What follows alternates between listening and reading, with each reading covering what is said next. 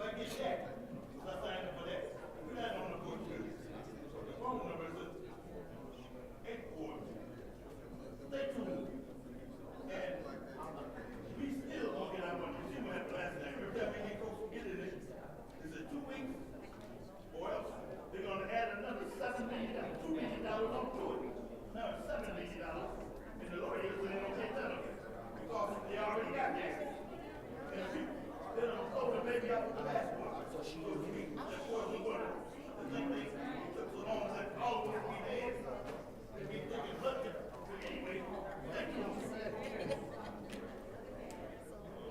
been trying to give her the layer around the face. Yeah, but wait, she waited. She don't know. At least she wears bottoms still. She got a bottom. You're taking my life, so I section of bed. She got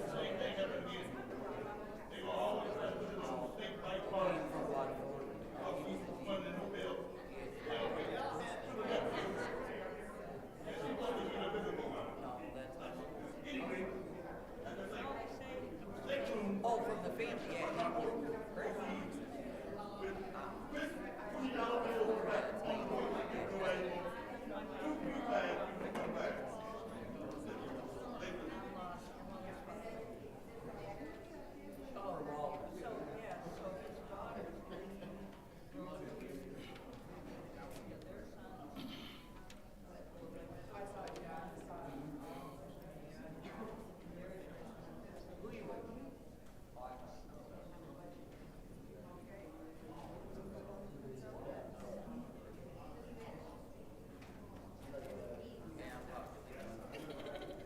Oh, girl, I got my own keys back.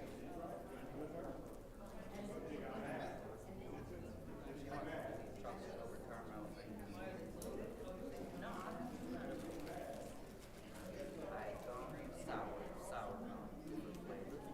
They were chocolate covered.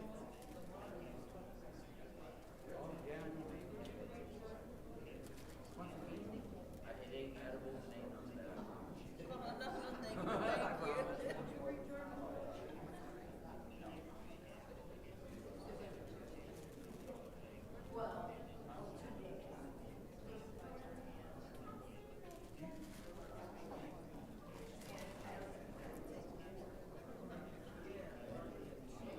Came back to Michigan.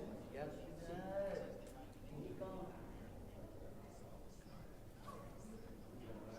I don't taste it.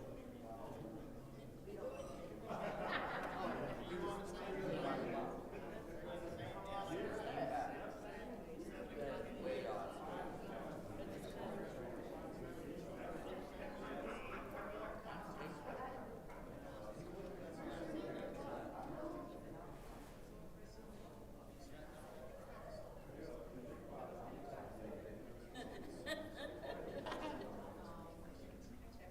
You gotta get some tacos on these,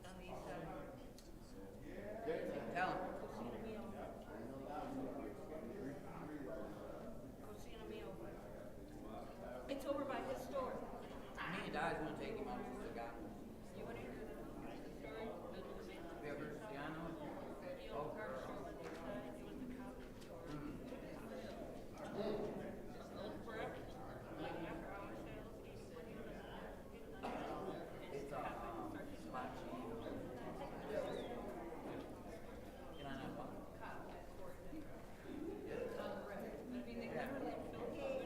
Diane, what is technically the food called? What kind of? Yeah.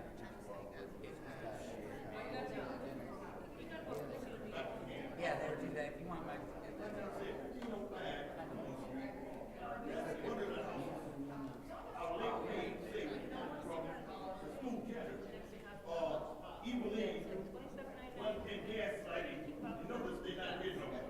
They put my baby house in my house for the market.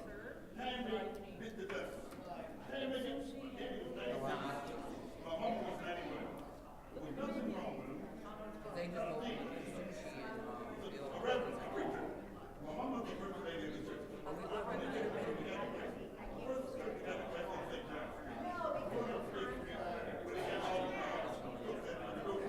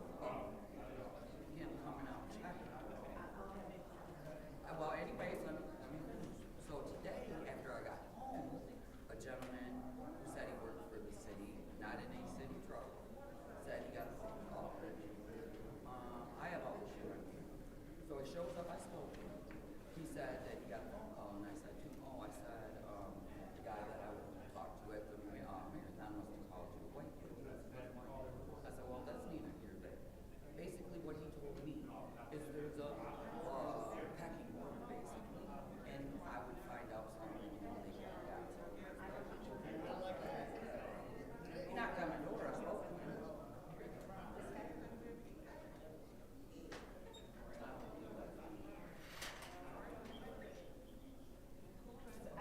I called twice down there. Okay, well, I appreciate that.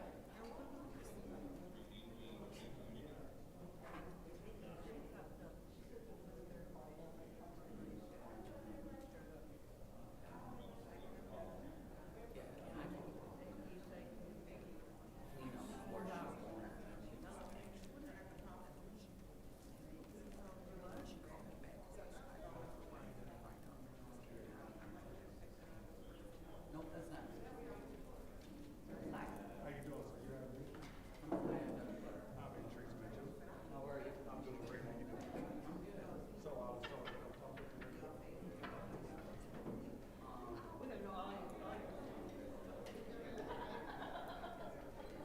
It is what it is. Yeah, you can tell it. I'll show you. Yeah. A gentleman, I told him at the time, like, what's happening?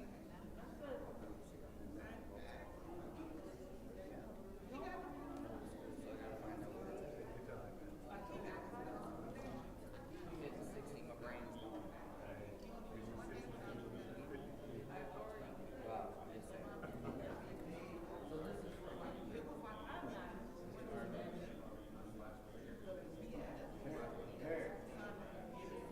Terry, can you go look?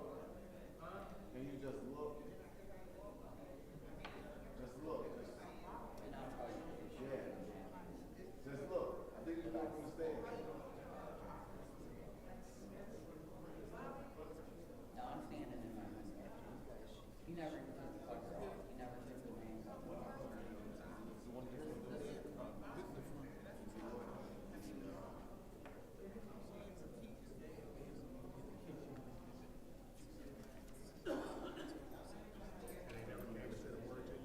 Yes, he did. And after I watched him, not even, I opened my front door.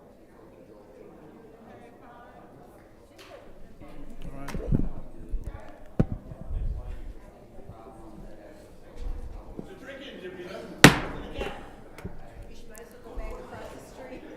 All right, the time is now 4:51, and this special city council meeting is now being called to order.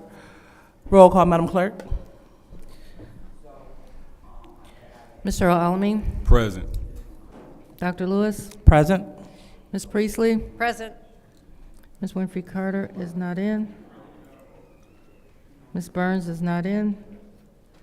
Ms. Mashat? Mr. Pfeiffer is not in. Mr. Jarrett is not in. You have 4 members present.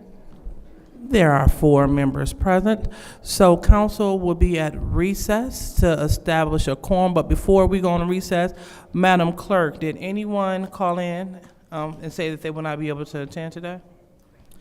I did hear from Ms. Winfrey Carter and Ms. Burns, who both stated they would not be at the special council meeting today, so I will reach out to Mr. Pfeiffer and Mr. Jarrett. All right, thank you so much. So council will be at recess. The quorum is established.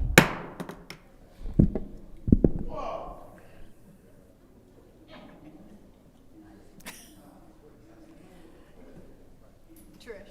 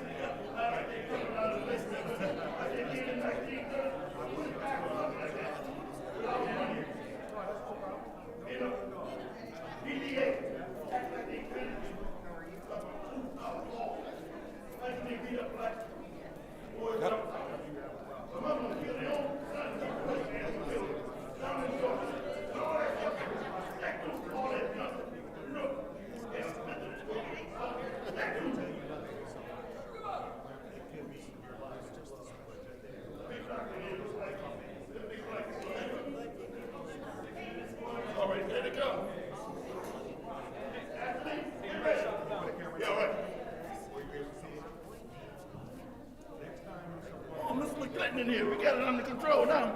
I'm talking to the right man. Okay, cool. There you go.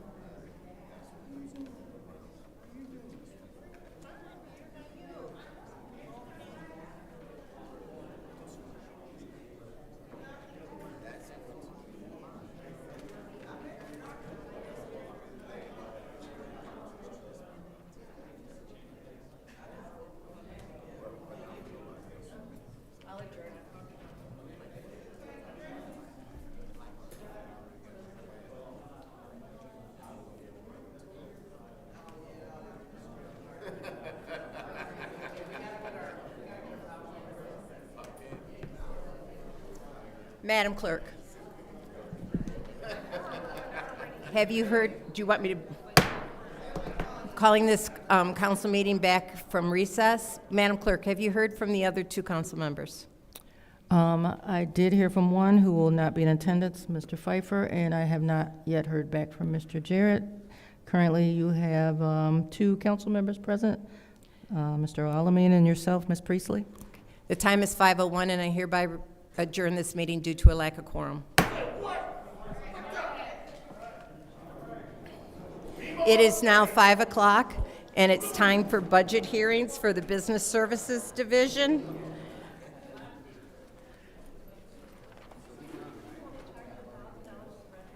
I'm going to turn it over to, who's going to be the lead on this? Madam Chair, I Yes. just want to state for the record and for the public, we are now entering this budget hearing, and there is no public speaking during the budget hearings. It's open to the public, but there is no public comment period.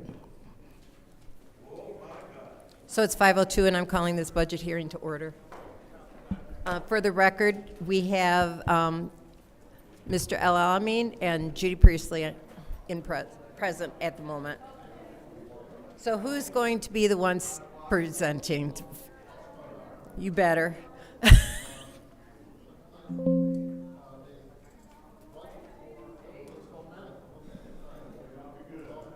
Yeah, we can't hear you. I don't know why. Is it on? It's not on Davina? Davina, their mics aren't on. Give us a minute.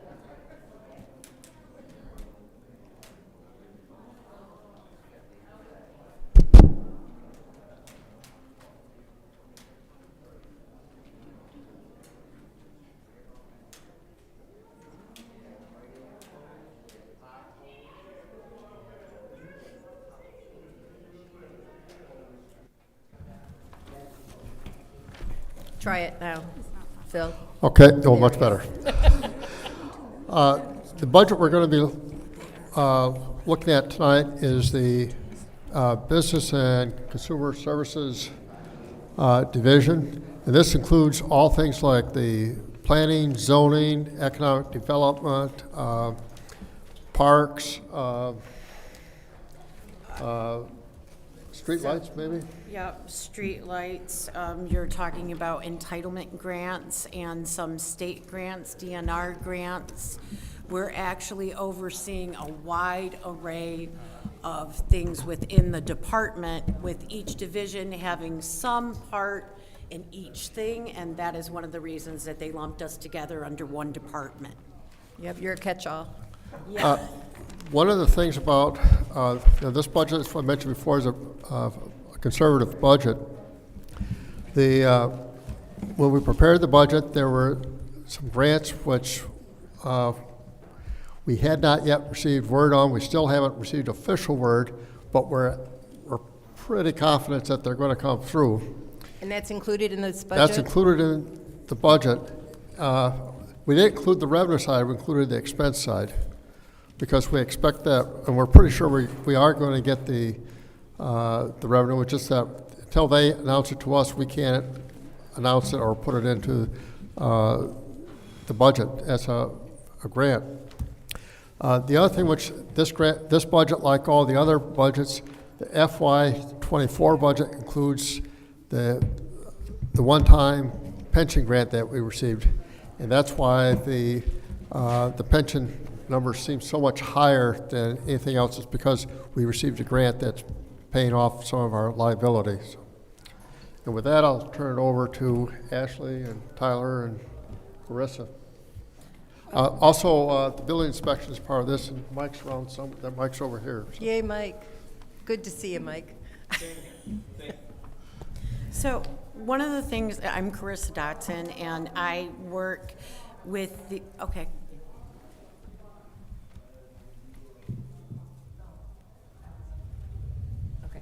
Go ahead, sorry. Okay.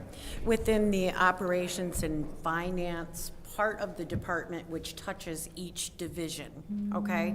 And in that, I think it's important that we know that all of the personnel that we put forth in the budget support the work that we do. And we have about 30 grants that we're overseeing right now.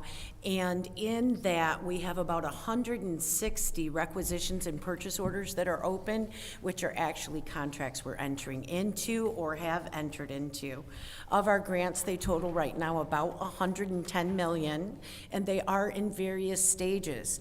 Each one of those has different rules and requirements for the grant itself, but also federally funded, are governed by the Uniform Grant Guidance, as well as state and city ordinances, and we're working with finance to be sure that those systems are in place to be compliant with that. Ashley's team is both compliance and implementation. Tyler's team is both compliance, and he's also implementing new systems within our department to make the city better, ready to for redevelopment and economic development. And if you have reviewed the budget, you will see that that is reflected in some of the professional services line items. In particular, the General Fund 101-701 that you may have listed on your page as planning and development, that's actually a combination of community services along with zoning. That includes a $500,000 professional services ask for Quali, which is a new system that Tyler and his team brought to the city of Flint to make the ease of opening and operating a business better. Then you have in Ashley's division, we have been assisting finance in obtaining a grants management system so that we can put online our application process, be more transparent, and have citizens' participation.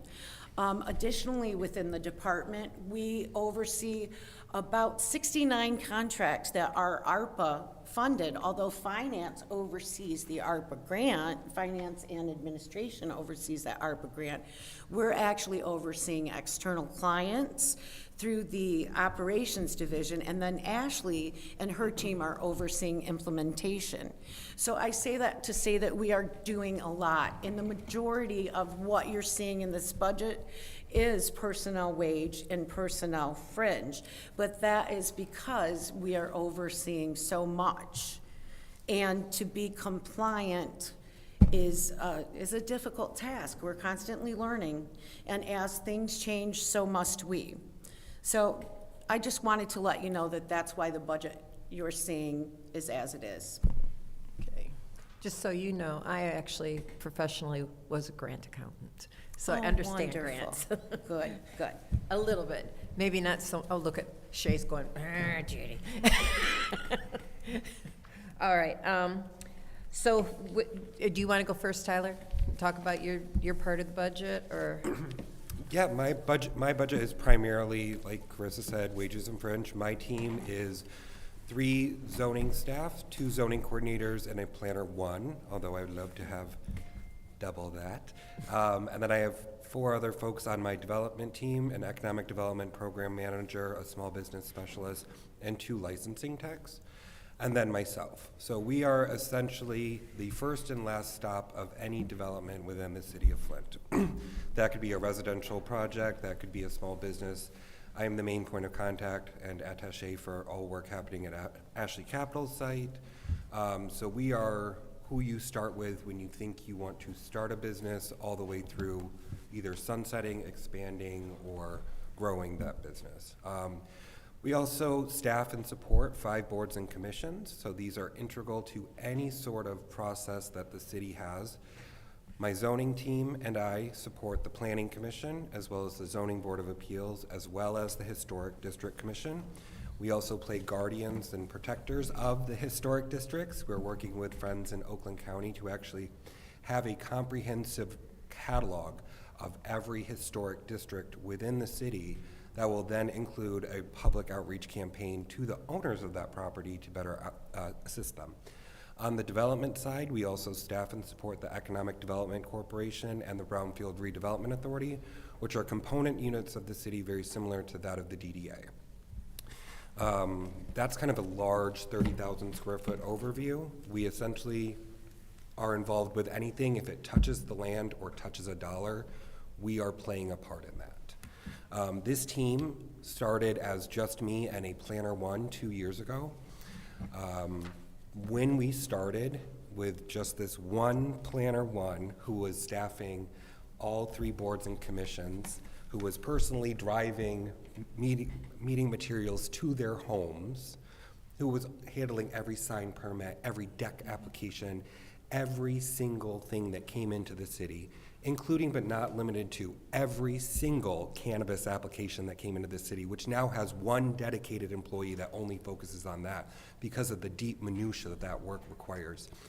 We have built this team up from 2 people, where we were also contracting with Rowe Professional Services for probably, I would say, the past 15 plus years, because the zoning support was never there.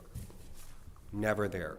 So for the first time in almost, I would say, another 15 years, I was able to find a zoning coordinator who was a zoning coordinator, who moved here from out of state, who came here, bought a house in Flint. By the way, 5 of my employees have moved into the city of Flint, so there's that.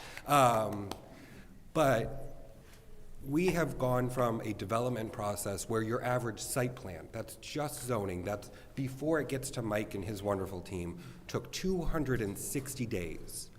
When I look at Fenton, when I look at Grand Blanc, it takes on average 35 to 45 days. That was 2 years ago.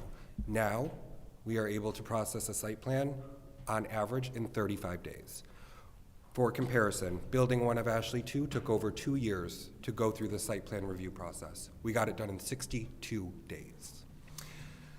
So, we have been wildly successful at both the front end of development as well as securing new small businesses, maintaining businesses that we currently have. I was able to secure close to $250,000 for a business that called me yesterday and was ready to close on University Avenue. And so now we've got them stabilized. I was the main point of contact working with Nanograph with a $220 million investment to the city of Flint, which had a $0 investment from the city of Flint, that has promised to hire up to 80% of Flint residents. That's going to work with me on bringing affordable childcare to their employees. That's going to have equitable lines of employment where you're going to be able to bring a myriad of both work, educational, and life experiences to gain willful employment. This is an integral team that I could not be more proud of, and I'm happy to answer any questions you may have about business services. Okay, do you want to do some questions for him first, and then we can go down the line? We can give 5 minutes to each of us. Okay, Leon, do you have any questions? Liddell? Okay, I have a question. Actually, it came up this afternoon. I know that the clerk deals with the licensing, and then you also deal with the new businesses. How are you two going to work together? Because I know that there are many businesses within the city that are not licensed. How are you going to work together? Well, thankfully, Davina and I already have a wonderful working relationship, so I'm going to do everything I can to maintain and perpetuate that. Right now, we're waiting for an opinion from the city attorney on moving that process down to business services. The ultimate goal for moving licensing down to my team is it will give me the opportunity to, with our new software CRM platform, I will be able to actually track every single business with their year-over-year income, how many employees they have, and their geographical footprint, so we can actually go down to the parcel line and say this individual parcel for the past 5 years has experienced this economic life. So right now we're still kind of in this liminal space of waiting for a response from legal, but I'm hopeful that we will have a response soon. Are you working together now? Because this specific business that I'm thinking of hasn't paid a business license in 15 years. So business licensing is like a larger conversation that I'm sure Davina and I could bore a lot of people with, but a lot of it stems back to the emergency manager and the decisions that were made in that time. Is this something that we need to change an ordinance or do an ordinance or is it already in place? Do we need to overturn their decision? So it will be many in ordinance. I'm sure you guys will very soon get incredibly bored of me and some of our boring legal jargon. I'm always bored. But yes, so it might result in an ordinance. That's going to be dependent on what legal says. But our current licensing ordinance is from, Davina might have to correct me here, but I believe 79 or 1969. So we're still, there's still ordinances within the licensing ordinance for antiquated or outdated businesses, for example, where you can have a cigarette vending machine and not anything for anything that involves a computer per se. So that's one of the things that my staff has been going on and going through is reading all of the language, cross-referencing it with other cities in similar size and scope and experience to Flint, South Bend, the Twin Cities to a lesser degree, Pontiac, Winston-Salem, North Carolina, Charleston, West Virginia, and reaching out to colleagues in those markets to figure out how we can make our ordinance reflective of a legacy city that's also a focus on health and safety of the actual business that still provides us what we need. Yeah, the reason why, I'm dealing with the licensing issue because it's a financial issue, it's a budgeting issue. And I want to make sure that we collect all of our income that we're entitled to. And if there are unlicensed businesses operating within this city, then we need to make sure that they are licensed because they have to meet the safety and all that. And I'm assuming they had to go through Mike at some point. But, so we should have a record of that. And even if you guys are still in discussions as to where it should go, let's give it to the clerk's department to start trying to collect some of those license fees. That's my feeling at this point. And that's one thing that I think that we can improve on, especially in your department. And it's a combination, it's both of you. And we didn't discuss it in the clerk's budget hearing because now it's fresh in my mind as a reminder. I think we're pretty much in lockstep with this. This will allow her team to stay and they've indicated they wanted to stay with Davina's team. I think we'll be good to go just as soon as we get that opinion from legal. Okay, and let's see if we can't get some of that licensing and get these businesses licensed so that we know who should be collecting income taxes, who should be paying personal property, all that stuff, that if they meet the threshold. That's an integral part to everyone that calls my team. If you are calling my team as a business, as we're talking to you, we're looking you up in BSNA to see, are you in good standing with the city? And if you're not, how are we getting you in good standing? Okay. So that is something that we work on, is recouping some of those losses. All right, and that's where the financial part come in. Okay, Candace? Thank you so much. Hello, everyone. Good evening. It's a large crew here. Thank you all for coming. I think I'm starting with you, Tyler. First of all, I think that you've been doing a wonderful, wonderful job. You've been a great addition to your new position, which is not so new right now. But Thank you. So just thank you for everything that you've been doing. Have a few questions. So with the zoning ordinances and the revitalization efforts, is there a plan to maybe do a little bit more community engagement in the process, especially in different neighborhoods? And I'll tell you why I asked that in a second. So what we're doing now, because we've had some policy changes that we're kind of ebbing and flowing with right now. So we are using our planning commission applications as well as our zoning board of appeals applications as proof of concept for ordinances that no longer align with the needs or challenges of the city. For example, you will be seeing a second hearing for childcare amendments. It is very difficult to open a childcare facility in this city. it's almost prohibitive. There are different laws and ordinances, whether state or local, for adult foster care. This is just for child care, but anyone who knows anyone with a child or has a child that needs child care knows that is expensive. Economy 101, right? Supply and demand, flood the market with more, it will be easier. So we currently have 8 aspiring small business owners who have funding secured from state and county lines to open child care facilities, but were denied by the ZBA for various reasons. Not enough parking, not enough, they were not open 24 hours. So since when the ZBA says no, the applicant's only recourse is to either wait a year and try again, or hire an attorney and go to the 6th district. Not everyone has attorney money. Not everyone has billable hour money. So we're taking that feedback from active participants that we have now, and that's what's feeding into our ordinance updates. We were hopeful to have this be part of our ongoing community conversations with the comprehensive plan, where we would be able to garden some of those ideas from community meetings throughout the city there. Unfortunately, that's been on pause until the MOU is approved or nixed, and we are able to select a steering committee. Okay.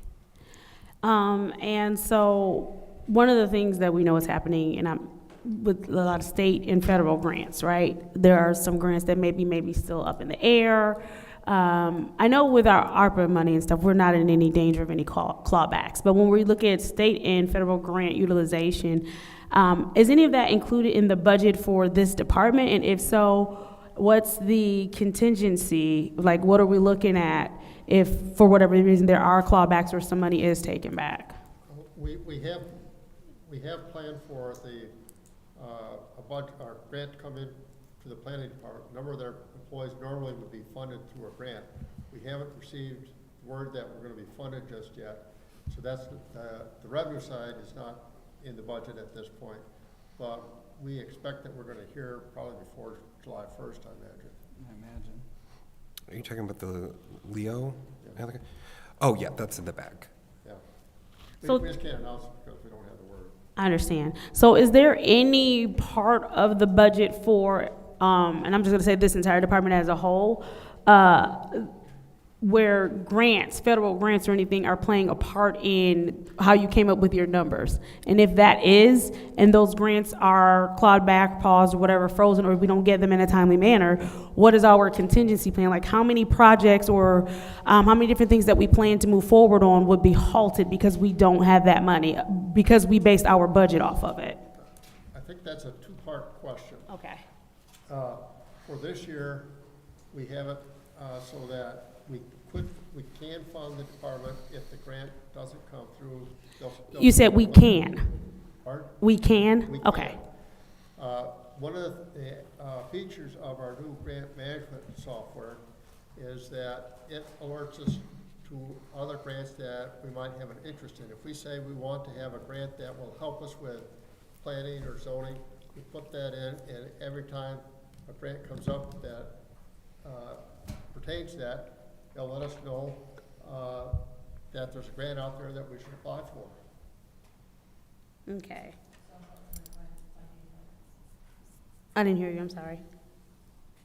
Michigan Municipal League also has a funding hub, but I don't know that they don't, you have to search for the grants. Right, we have to, right now we do manually search for things, but it'd be a lot nicer if we had a system that would email us to say, okay, this is now open, you can apply for it. They'll even give us the application, and we just can fill out the application right online with that. So it's a real simple process to apply for future grants.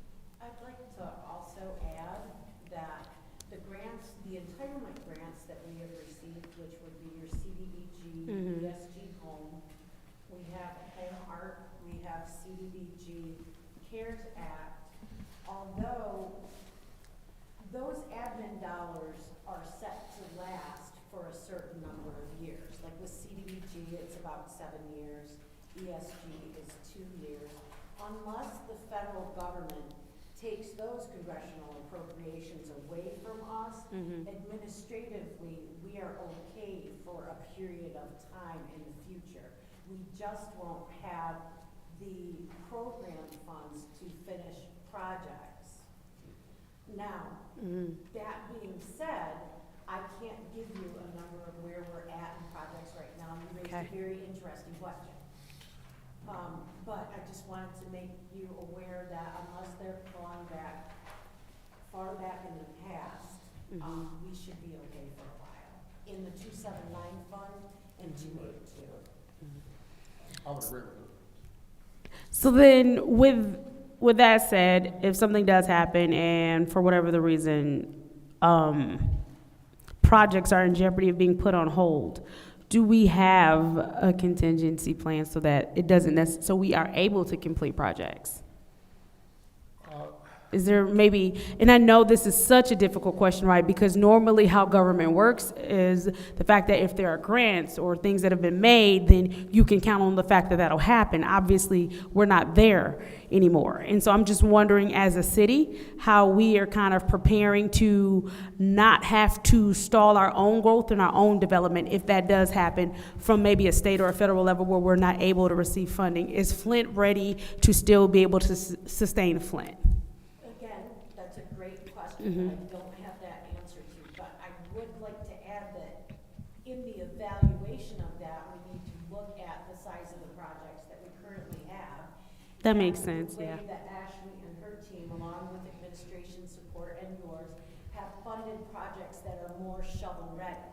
So the hope is that we won't have a project that we start this year that hangs out for 3 years. You're aware we brought before you before the CDBG timeliness test, which is a May 2nd test. You will have seen reprogramming resolutions in the past, maybe not this year, but those resolutions are, the timeliness test is actually saying this: we, the federal government, have given you this lump sum of money. We're going to come back next year and see how much you've spent. If you haven't spent enough, you may be at risk of having those funds recaptured. So one of the objectives of community services, and specifically the entitlement grants, is to fund projects that can be spent quickly. So my thought would be, and Ashley can correct me, that we don't have many projects that will extend longer than a year. Okay.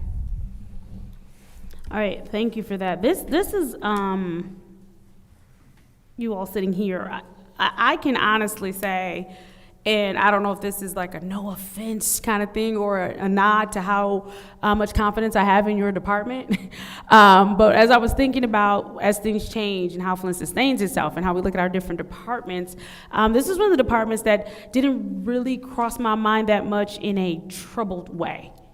In the fact that I feel like there are enough people committed to innovation and forethought, and I've got to say this better because I love all the departments. I think y'all are all committed to it, so let me retract that. But I just feel like because of what you're tasked to do with economic development, that's what I'm saying.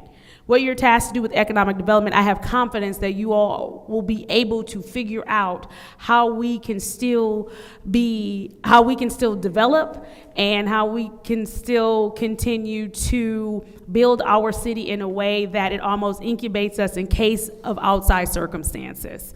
I do have another question though, right? Because when you're good at your job and people are sustaining cities, what happens is you then have other people who will want to come where it's safe or come where it's sustained. And one thing I want to tell y'all, Flint, we welcome as many people as we want to. If we want to get back to 200,000 people, we'd love to have y'all all come back. We would love to.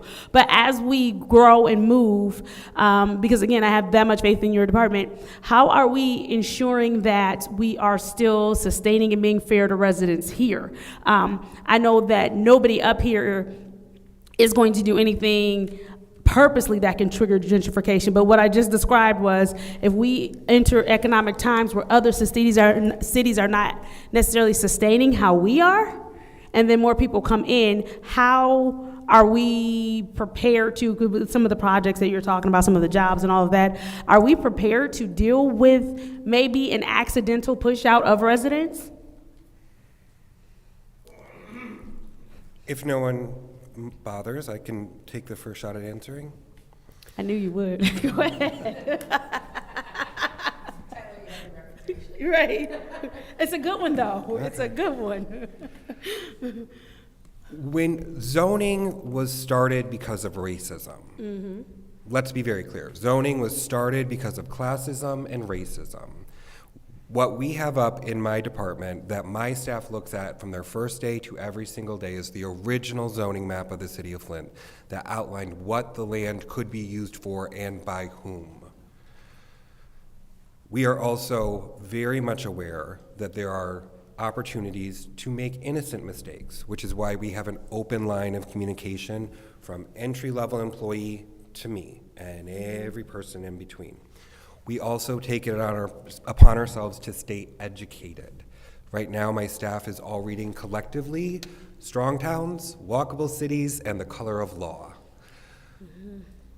And then, not to get Pollyanna, but because most of us live in Flint, have either moved here from Indiana or Flushing or Grand Blanc, or grew up here, like Ashley and I, who went to the same elementary school together. Oh, that's funny. Yeah.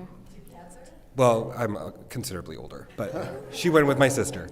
But not to be Pollyanna, but I'm in the same home my grandparents bought 88 years ago. It's been in my family forever. To live here and to work in this building, you must love here. And here is not bricks, it's not arches, it's not buildings, it's the people. And that's what makes this team different than other technical assistance providers, because we're gonna spend as much time on Green Street as we are on Saginaw Street. We know what's going on with Mike at Vern's Collisions. We know what's happening with Jason Bay at My Bee's Nest.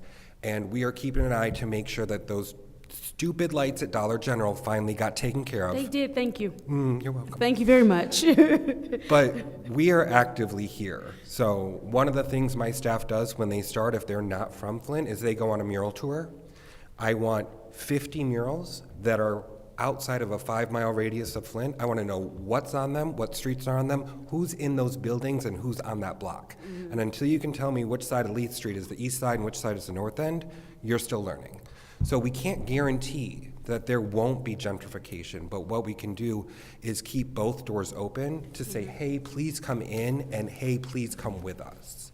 So by having strategic programs like the Emerging Developer Program that you guys approved, thank you very much, like the program that you approved with the ARPA allocation for small business grants, which is going live tomorrow. Thank you very much. So we will always work through a lens of shared equity and trying to remain open to other experiences and have them inform our decisions.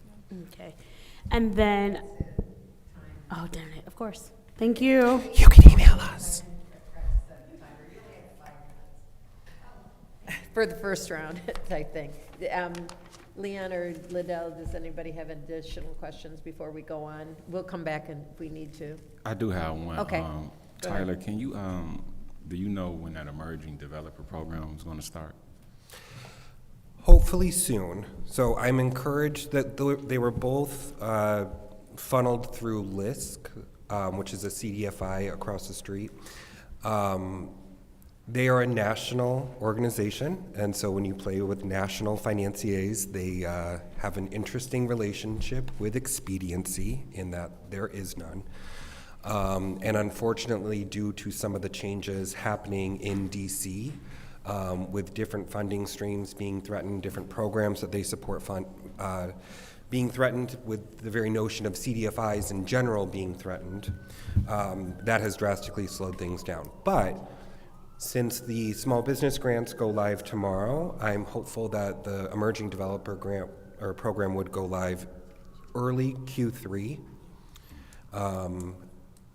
LISC has submitted RFPs for service providers to work with the emerging developers on various training modules, but right now I'm shooting for a realistic but cautiously optimistic June for developers. Say June?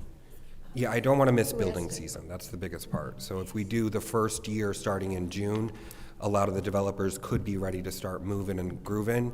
in April of next year, just depending on where they're at in the process. Okay. And can you also name those books you said you had your staff read? Yes, used to run a bookstore, so I'm always the person you go to for books here. The Color of Law, one of the best books you can ever read, but it will make you you will feel things. It's a very good read. Walkable Cities, it's all about how parking has ruined our urban footprints. And Strong Towns. You say Strong Towns? Mm-hmm. Anyone that's ever interested in urban planning, streetscaping, economic development, starting a business, working in a downtown, Strong Towns and Walkable Cities. Okay. Thank you. Mm-hmm. Dr. Lewis, did you have any additional? Yes, real quick. All right, so my question is about the master plan that you spoke of and the steering committee that you're still trying to fill. So I just wanted to know, do you have enough applicants to fill those vacancies for the rest of those seats? We have over 20 residents of the city of Flint who want to be on a volunteer board talking about some kind of nerdy city stuff, land use, parks, small businesses. 20 is unheard of, right? It took us 2 years to get a first ward planning commissioner, and that's one person. We've got over 20 individuals that want to commit their time. We will always accept more applications, but the number is good. The MOU just needs to be passed so we can enable the citizens to lead this effort with my team's and Ashley's team's support. Okay, cool. 'Cause I just wanted to make sure. I remember last time, second ward, yeah, they didn't step up. Third ward didn't step up. And then, I think fourth ward didn't step up, and you were missing one from the first. So I just wanted to make sure that you have the ample amount of people to choose from to select to put in those spots. Yes, so the third version of the MOU is going before the Planning Commission Tuesday. Planning Commissions meet every second and fourth Tuesday in the Dome at 5:30 p.m. My staff and I will be giving a presentation on that. One of the new updates for this version of the MOU is each city council member, we will ask that you each appoint a member to the steering committee. So we will ask all council members to please appoint someone that you want to represent your ward. That doesn't mean they will be the only person from your ward being involved. But that's something that we have included in the MOU, and the Planning Commission meetings are open to the public, so we encourage you to come. All right, so I want to make sure I'm clear. So, because I know that some wards had like 3 to 4 people already, so now they're about to have 4 to 5 people after they appoint someone else? Well, the steering... No, let me ask you this question first. Are you trying to get the same amount of people per ward? In a perfect world, I would love that. This is a volunteer board that, for a lot of folks, this is the first time they've done that. I don't think that that's a realistic expectation. I can see right now, I can pull, I've got 4 applicants from the second ward. I've got 2 from the first ward. From the third ward, I have 2. I have none from the fourth ward. Surprise. From the fifth ward, I have 1, 2, 3, 4. 4. Sixth ward, I have 1, 2, 3, 4. 4 from the sixth ward, 4 from the seventh, 2 from the 8th, 3 from the 9th, and then I have 3 non-Flint residents who own businesses or work in the city that have also applied. It's up to the MOU. The MOU states the previous MOU for the steering commission stated it must be 70% Flint residents. Between my team and staff, kind of going back to Councilwoman Machat's question, we felt it more appropriate to have it be at least 90% City of Flint residents representing the steering committee.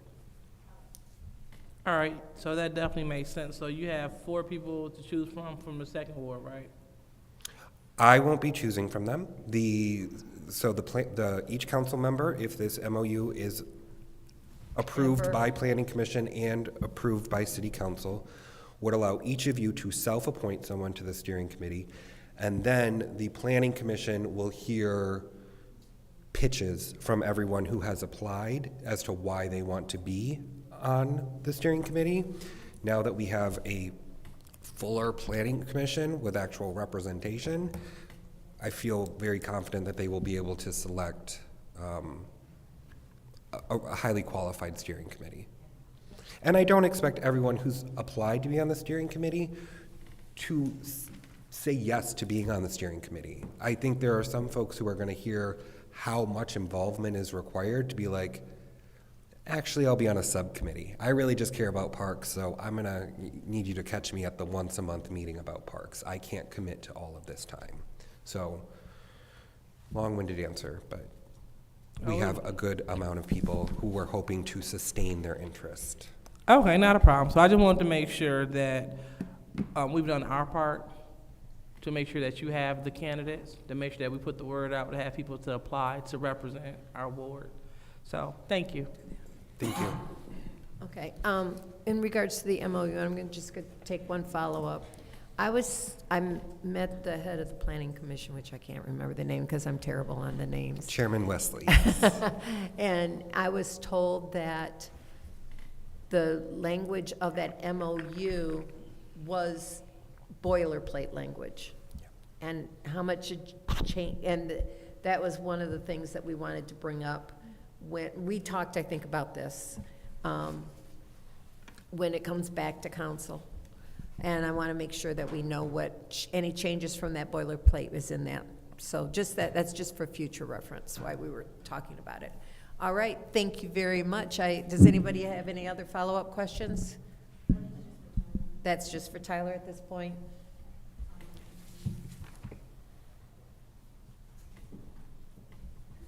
Well, he's just kind of, but not really. Okay. No. Okay. Mine are just along the lines of, and excuse me if I got up and I missed it, or I came in late and you already answered it, but more along the lines of like environmental sustainability and tech sustainability, tech workforce development. And because I know we do stuff with, I don't know if it's called the Small Business Association or whatever, Ms. Laura Sigmund. I know we do work with them, right?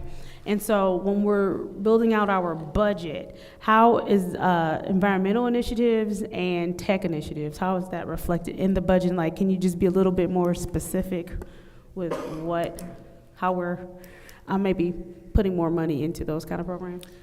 So when you say environmental, do you mean like land protection, land remediation? Mm-hmm. So that would not so much be my team as much as there are environmental specialists on Carissa's team and Ashley's team. I would defer more to DPW for that. Okay. But I will say Eagle has a new requirement that it's called MS4. It's a certification that all properties must have if you are meeting certain standards. You're close to a body of water, you're over 1 acre in size, and it triggers like an MS4 designation.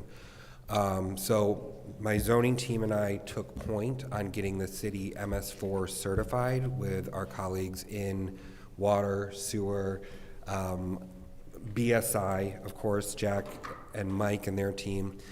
So zoning is actually where the MS4 designation will live, so we will be able to accurately report to Eagle that, yes, the AutoZone on North Dirt Highway has maintained their detention pond appropriately because we have a schedule of checking it every 5 years.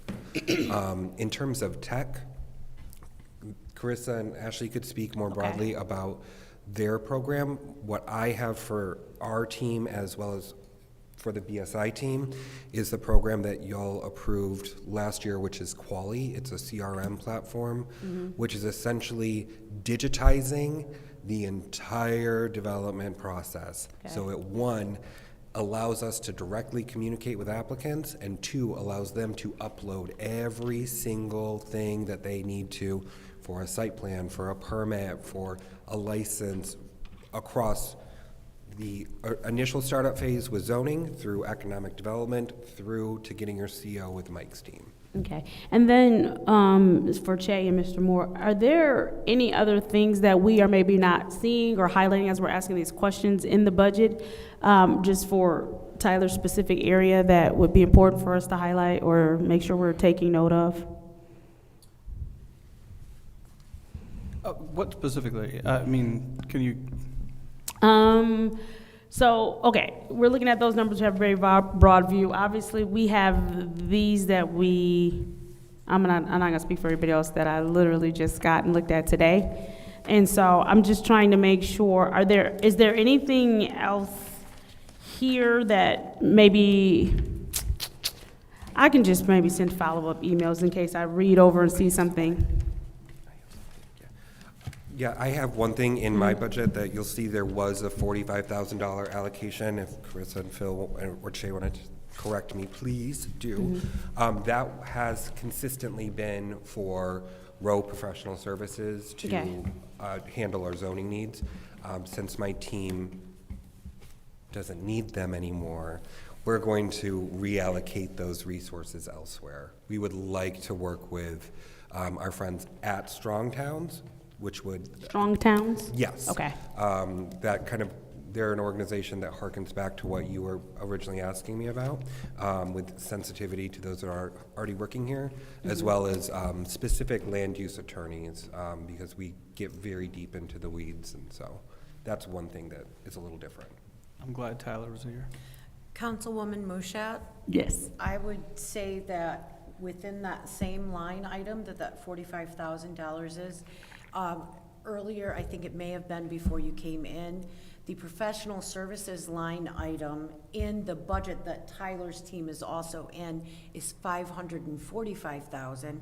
That's $500 for the quali, and then $45 that Tyler's speaking about. And that is the only thing that is very different from prior years. Okay, thank you. Che, I think they understood what I was trying to ask. They answered it. Yes, they're on the programmatic side, so they are definitely more in tune, so thank you. The question didn't come out correctly, but they answered it. Thank you both. All right, I'm Okay, Tyler, by the way, I just sent you somebody who volunteered watching budget hearing. Great. I forward that on to my zoning team, and they'll reach out. Okay, thank you. All right, who's next? Ashley's grabbed it. It's on you. Hello. Hello. How are you all? My name is Ashley. We are Community Services. We oversee most of the federal grants, actually all of the federal grants for this department. Federal, we have state grants and also local, some local private foundation grants as well. We've also increased staff over this past year. We have 4 program managers, 2 grant coordinators, and 4 planners in our neighborhood implementation team. And we have a few within the federal grants. Our major grants are Community Development Block Grant, ESG grant, and our home grant. And this year we are rolling out the home ARP grant, which is to address those who are homeless or at risk of homeless. So we are allocating funds to organizations throughout the city to help with that initiative. A few special projects that we have this year is the My Neighborhood grant. It's a program geared towards accessibility repairs for renters within the city. We're also, with your support, going to roll out a down payment assistance program to provide a grant in the form of a second forgivable mortgage to residents who want to purchase homes within the city, and that will be up to $50,000. Another special project that our team oversees is the ARPA roof repair program that is rolling out. We've selected contractors and is starting that project. We're also really excited about the scattered site, our scattered site project that we want to rehab about 40 homes throughout the city, single-family homes throughout the city, and those will also be for our qualifying populations, those who are homeless or at risk of homeless. And lastly, another program that I really want to highlight is the I'm sorry, I guess that's all. But our program, we're mainly implementation of the grants that this department receives. We've increased our capacity because, again, we have about $72 million in grants, which is a lot. And yeah, we're really working hard to spend our funds and get them to residents. Ashley's being modest. She also has a hand in parks, Yes. which you do see that in the 208 budget in front of you. Unfortunately, we can only fund 0.8 of an employee for parks, but she has very strategically used the Community Development Block Grant ARPA funds and the parks millage and whatnot to handle some of the parks issues that are Yes. going on as well. And we'll be breaking ground on the St. John's project this year, finally. So we're really excited about that as well. You better actually. Dr. Lewis, would you like to start? Do you have any questions? Parks are your thing. So about the scattered site homes. Yes. So when will work, or when will that begin to take place? So planning, well, we are still going through the approval process. We haven't, received your approval yet, but the plan is to identify each home that can be repaired this year, have plans, and select contractors and start work next year. And what is the process to, like, say that you are to get approved? Mm-hmm. So what would be the process for the residents to obtain these homes? Will it be lottery process? How would this go? Yeah, so our continuum of care, COC, they have a database where they have residents who are who qualify. Also, the Flint Housing Commission, they have a database where residents who qualify, who are homeless or at risk of homeless, they go to them. They'll go through that process, and residents will be, qualified for these homes in that way. Okay, and that's good stuff, and we're getting using up a lot of the housing stock that we do have in the city, because I know that we have a couple of housing homes and a lot in Second Ward, a whole lot. And so just seeing those occupied and rehab, it makes me happy. And also another component, this is not on the budget, I guess it's sort of kind of in kind in a way. When you're thinking about that program, think about what kind of bartering system that we can have, because I do know the Habitat, they have you have to volunteer a certain amount of time before you get this. If the city's going to go in and do great things for, fix up the house and et cetera, and if you're going to give them anything at like a discounted rate, or, just give them something extra if you do that, I think that it'd be a good idea to have a little bit of reciprocity from the resident. Because that was one of the things that I wanted to see happen with the ARPA dollars. I wanted to see if you received a $15,000 home grant, then you have to do 10 hours of community service work. I mean, you're getting your whole house done for free. Let's go ahead and see you give back to whatever nonprofit or community, city, or whatever service of your choice. Just give back to the community. Just a way to get people to. So just something that I thought about with that, but that's a great idea, because I brought that to the former housing director. And thank you so much for being forward thinking. Just piggybacking off what Councilman Machette said, your team is amazing. You guys are moving us in the right direction. We want to be comparable to other positive, forward-thinking, forward-moving cities, and you guys are giving us that momentum. So thank each and every one of you for your vision. Thank you for staying and choosing Flint. Thank you for working hard with one another. Thank you for putting up with us when we don't have quorum to get things done. Just thank you for serving, and thank you for working with us. You in the back, too. Just thank you, too. All right. And go blue. I see that U of M hat. All right, but thank you. Thank you. So Ashley, you mentioned about the home renovations type thing. This has been something that I have had developed a heart for in the Fourth Ward since I was knocking on doors and seeing some of the conditions of the houses and thinking that we might be able to renovate these. And but I wasn't necessarily looking for for the low income, because we need to increase property values. And I'm not saying that low income doesn't do that. What I'm talking about is the low income tends to get lower property values, lower property taxes based on our ordinance that allows them to apply for assistance for property taxes. More, and so that the residents would have the means to maintain that property and require them to live in that property, not be a landlord. So my plan was, and maybe there's a grant out there. I'm still in discussion. Talking to all kinds of people with no set plans yet, because it's going to take time.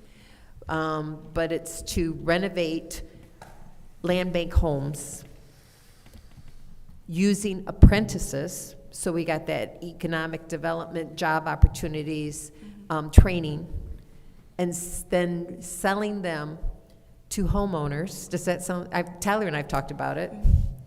And then being able to reinvest that money into another home and keep that going with the requirement that they have to live. So I don't know if that's something that. Yeah, that is definitely something Tyler and I have talked about. And based on our conversation, Tyler? Or was that? Yeah, well, I think, I mean, a year or two ago, I think when I first came on, we talked about that, emulating similar to Detroit's land bank program where they rehab homes is something that we could definitely do. And so we'll continue to have those conversations. We'll have those conversations. Yeah, we'll because I think that's important. But it's definitely doable. So, all right, in your department, we transferred a bunch of ARPA funds to pay for personnel. Was that? That would be Carissa's division, yeah. So the operations division is actually funded by multiple all sources in some way, so it doesn't have its own budget. In the operations division are 2 ARPA-funded employees that are fully funded. That would be Bethany Collins, that is helping with the internal ARPA allocations. But I'm sure that you've dealt with Roy Lash and have heard Nick's Byard's name. They are the ones that are actually overseeing the external contracts that are about 69 contracts right now that they're overseeing for ARPA, yes. And those funds are slated via resolution to expire when the ARPA grant expires. They're funded with the 101 ARPA. So December 26th. Yep, of 2026. Now, to compensate for the fact that that grant ends December 26th, but there's still closing that has to happen afterwards, on-site monitoring, whatever, we funded the remainder of FY26 with general fund dollars to make up for that. Okay. Is that true? The RL. What? Thank you. And you'll see that as well for Ashley is also overseeing the choice implementation grant. That's the $30 million grant. That ends in September of 2025. So we have funded some of her staff using the general fund as well, but we should also add that although we have funded one of those people with general fund, they are actually now overseeing the roofing program. So that would actually, the ARPA roofing program would fund her from September through December, and then general fund would take the last 6 months. Now, we have another choice program coming up, correct, for the North End, for the 3rd Ward? When does that start? That, to my knowledge, the application hasn't been submitted yet, but the Flint Housing Commission, the city is working with the Flint Housing Commission with the planning grant, so we're still expending that. And then we'll submit an application, I think within the next year. Okay, because I'm just wondering about transferring the funds that pay the salaries of the people who are currently doing it to the new one, but it's gonna be a year probably of them being funded through the general fund. Yes, does that make sense? Yes, but they're also working on other projects, as Chris said. So, I get that. So their overhead's going to be costed out. We make our best estimate. Right. But truly, we only know what's going to be, we have to keep a narrative on our timesheets so we can demonstrate what we've actually done to work on a particular grant, and it's never what we've budgeted. Oh, never. Never. You're only allowed so much overhead. And so much, and whatever it is, and whatever it isn't, it isn't. Okay, and so that was, now on the parks, are we going to, so the park millage has been used for mowing, Correct. but we also have a grant for the mowing. Does the grant cover all the mowing? The grant does not cover all the mowing, and so the millage covers the remaining Okay. that we need for that. Yeah. Okay, because I think And as we Chris get- has stated, it also pays for 0.8 of our Parks Planner salary. Okay, Mhm. so we get like 500,000 from Mott Foundation, Yes, correct, for about. mowing? And then we turn that right over to the county to mow? Correct.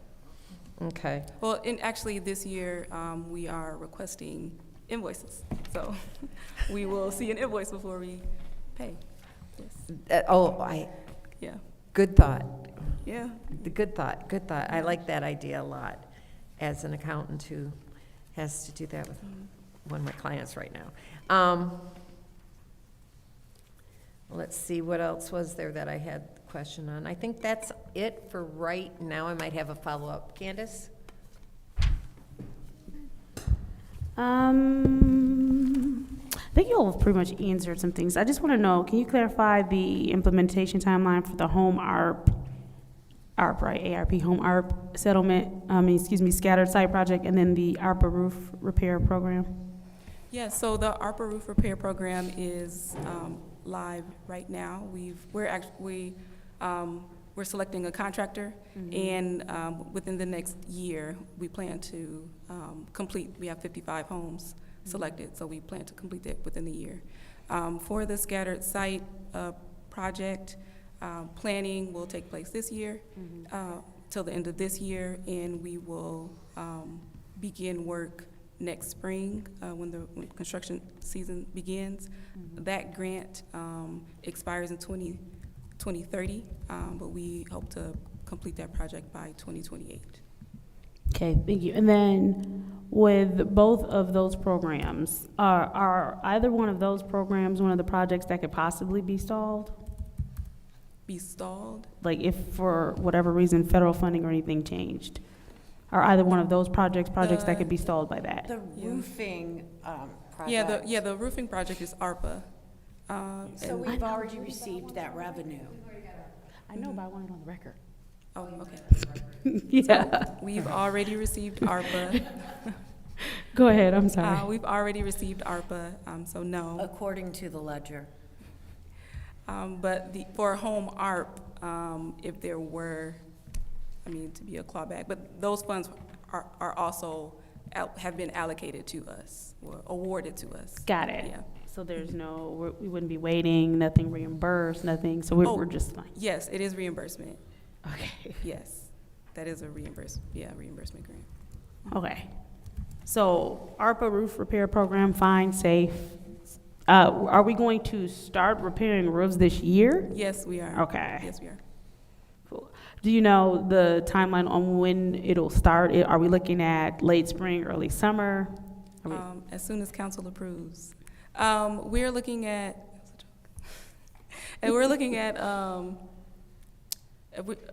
the next 3 months. Okay. Yeah. Mm-hmm. The contract, you should see the contract in the next 2 months. Yep. So long story short, on the record, if these people's roofs don't get repaired fast enough. Okay.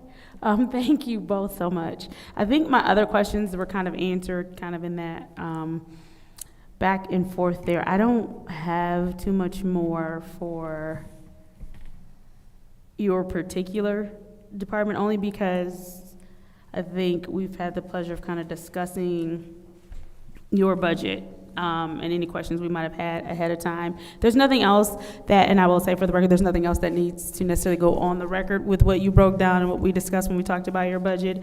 Other than that, we're done with them after me, right? Or, no, I haven't. Okay. I started with Liddell. I did like. Oh, we weekly did start with rounds. Leon, okay.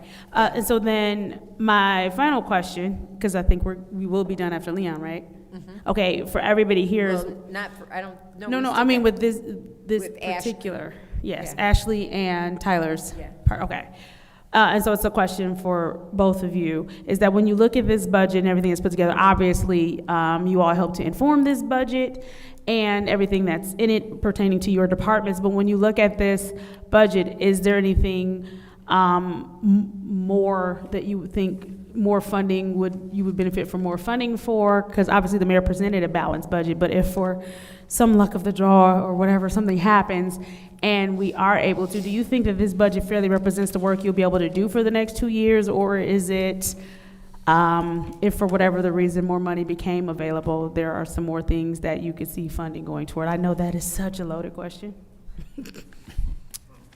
For my division. I'm not going to ask you that question. If there were more funding or funds available for my department, maybe maintenance of our offices, where we'd really like to see maybe clean maintenance of our windows. No mold. Yeah, no mold. She's trying to diplomatically say no mold, no ceiling tiles falling on her. No, it's important to say that stuff publicly and state on the record, because sometimes what happens when you're making capital improvements and people hear that, they think you're just throwing money at something that's already fine and you just want a better chair or something like that. So it is important to say, like, this is a very old building. I'm pretty sure this building is older than almost everybody in here. And so, I said almost. And so, take the compliment, And so, because this is an old building, we do have to look at stuff like mold, which is dangerous to breathe in over a certain amount of time. Hopefully, we're not dealing with asbestos or anything like that. But I think that it is important that we also make sure that the people that are working here, that are helping to sustain the city and doing such great work, that we sustain your health and sustain your safety and make sure ceilings are not falling down on you. I'm not saying that that's what's happening, but I think that those are important things to ask for or to mention, especially when the amount that I'm sure it will cost to get those fixed will have to come before council. So I think it is important for you all to put on the record that you are having these concerns with some of the environment as far as the building. I will say thank you on behalf of both of our teams, because you did approve the walkway roof to be repaired. So that's a huge concern. So you have contributed to the repair for that. This is totally selfish and pie in the sky, but do you have your inbox open right now? Could you open your inbox for me, please? I have 482 unread emails and 9 people on my staff. How many unread emails do you have right now? I would not like to say that. There we go. If we were somehow miraculously able to have like an administrative support person to say like, help us with A, B, C, and D, resolutions, general inquiries on the amount.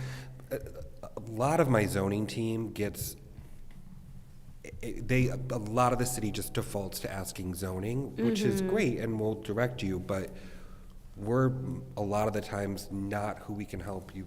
Like if you're calling about like a loose dog on the street. Yeah.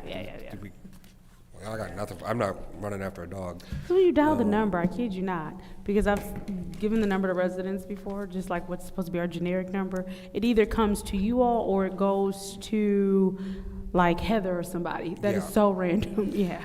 So like I know that's not like a super high priority because we are managing, but like if you were like, hey Tyler, we somehow found $200,000 and we were able to hire an administrative person to kind of help us, but I think that's probably a shared want for most of this building. Right, so more building improvements and administrative help. Thank you. Thank you. Mr. Al-Amin? Thank you. Thank you, guys.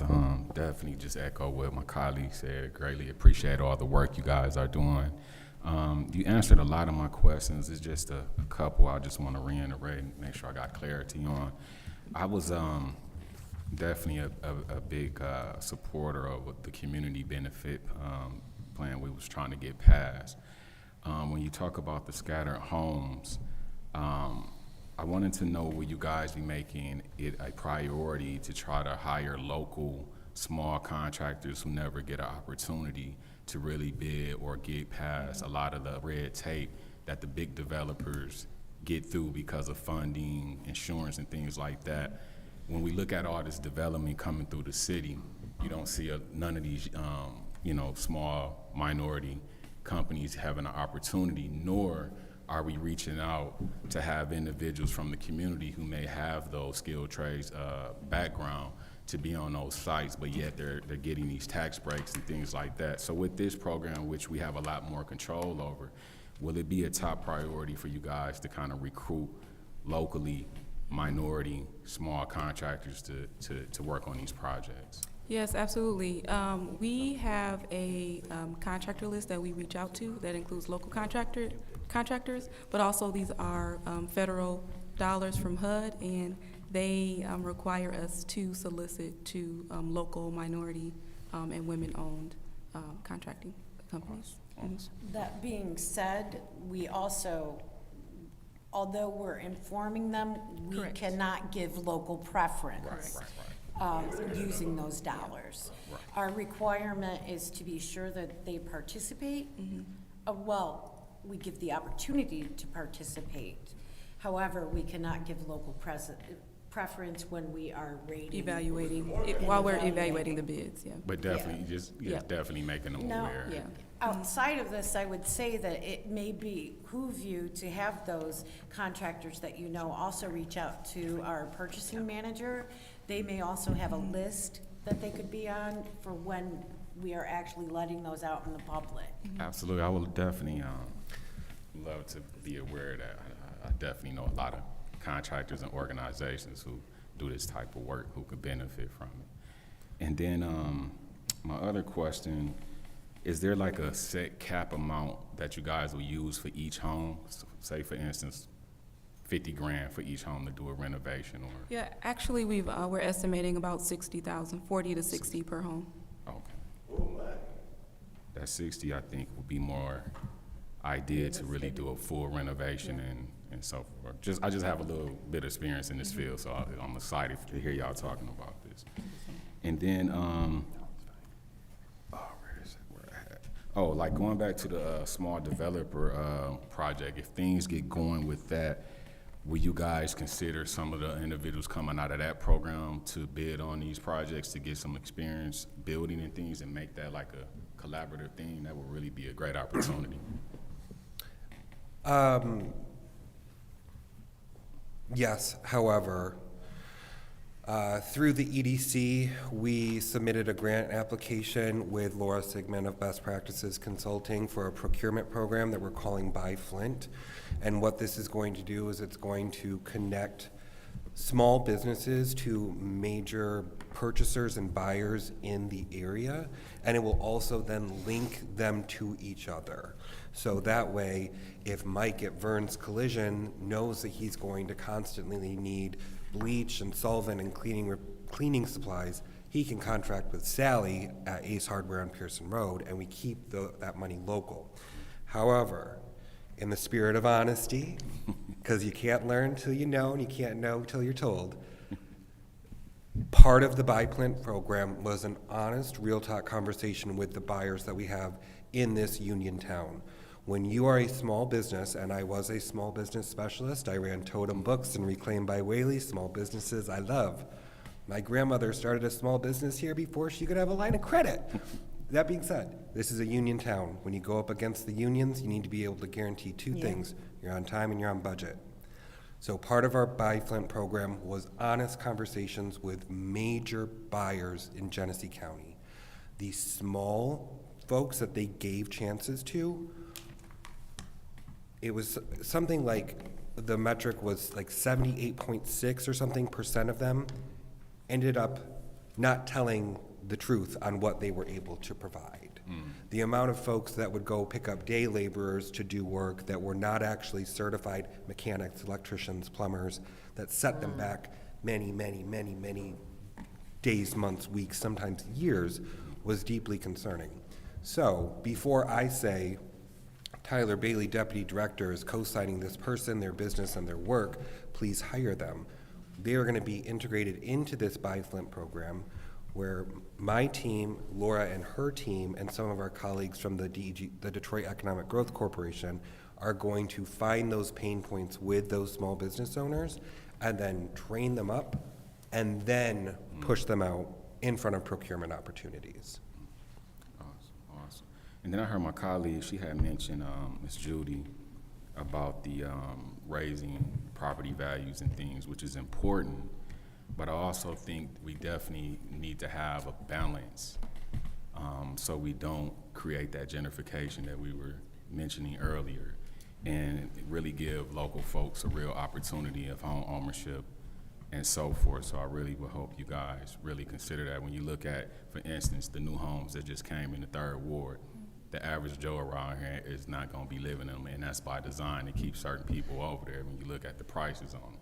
So with these homes that's already been sitting and people are kind of from these areas, I really will hope you guys consider it, even if it was just a certain percentage, because we do definitely want to raise the property value and help everybody level up and get our city really going. But I think just to be fair, it is some people who really are trying and struggling and just need that little push, and then that mentorship like you guys are talking about so that they maintain it and keep it going.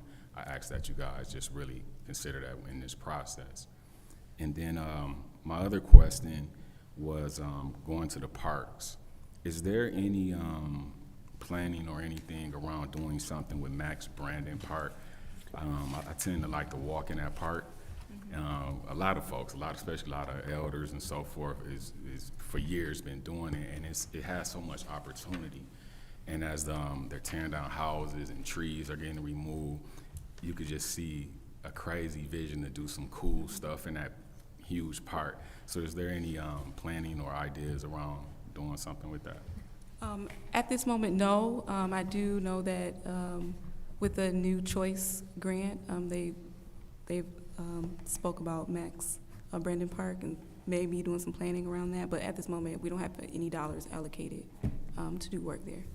Okay.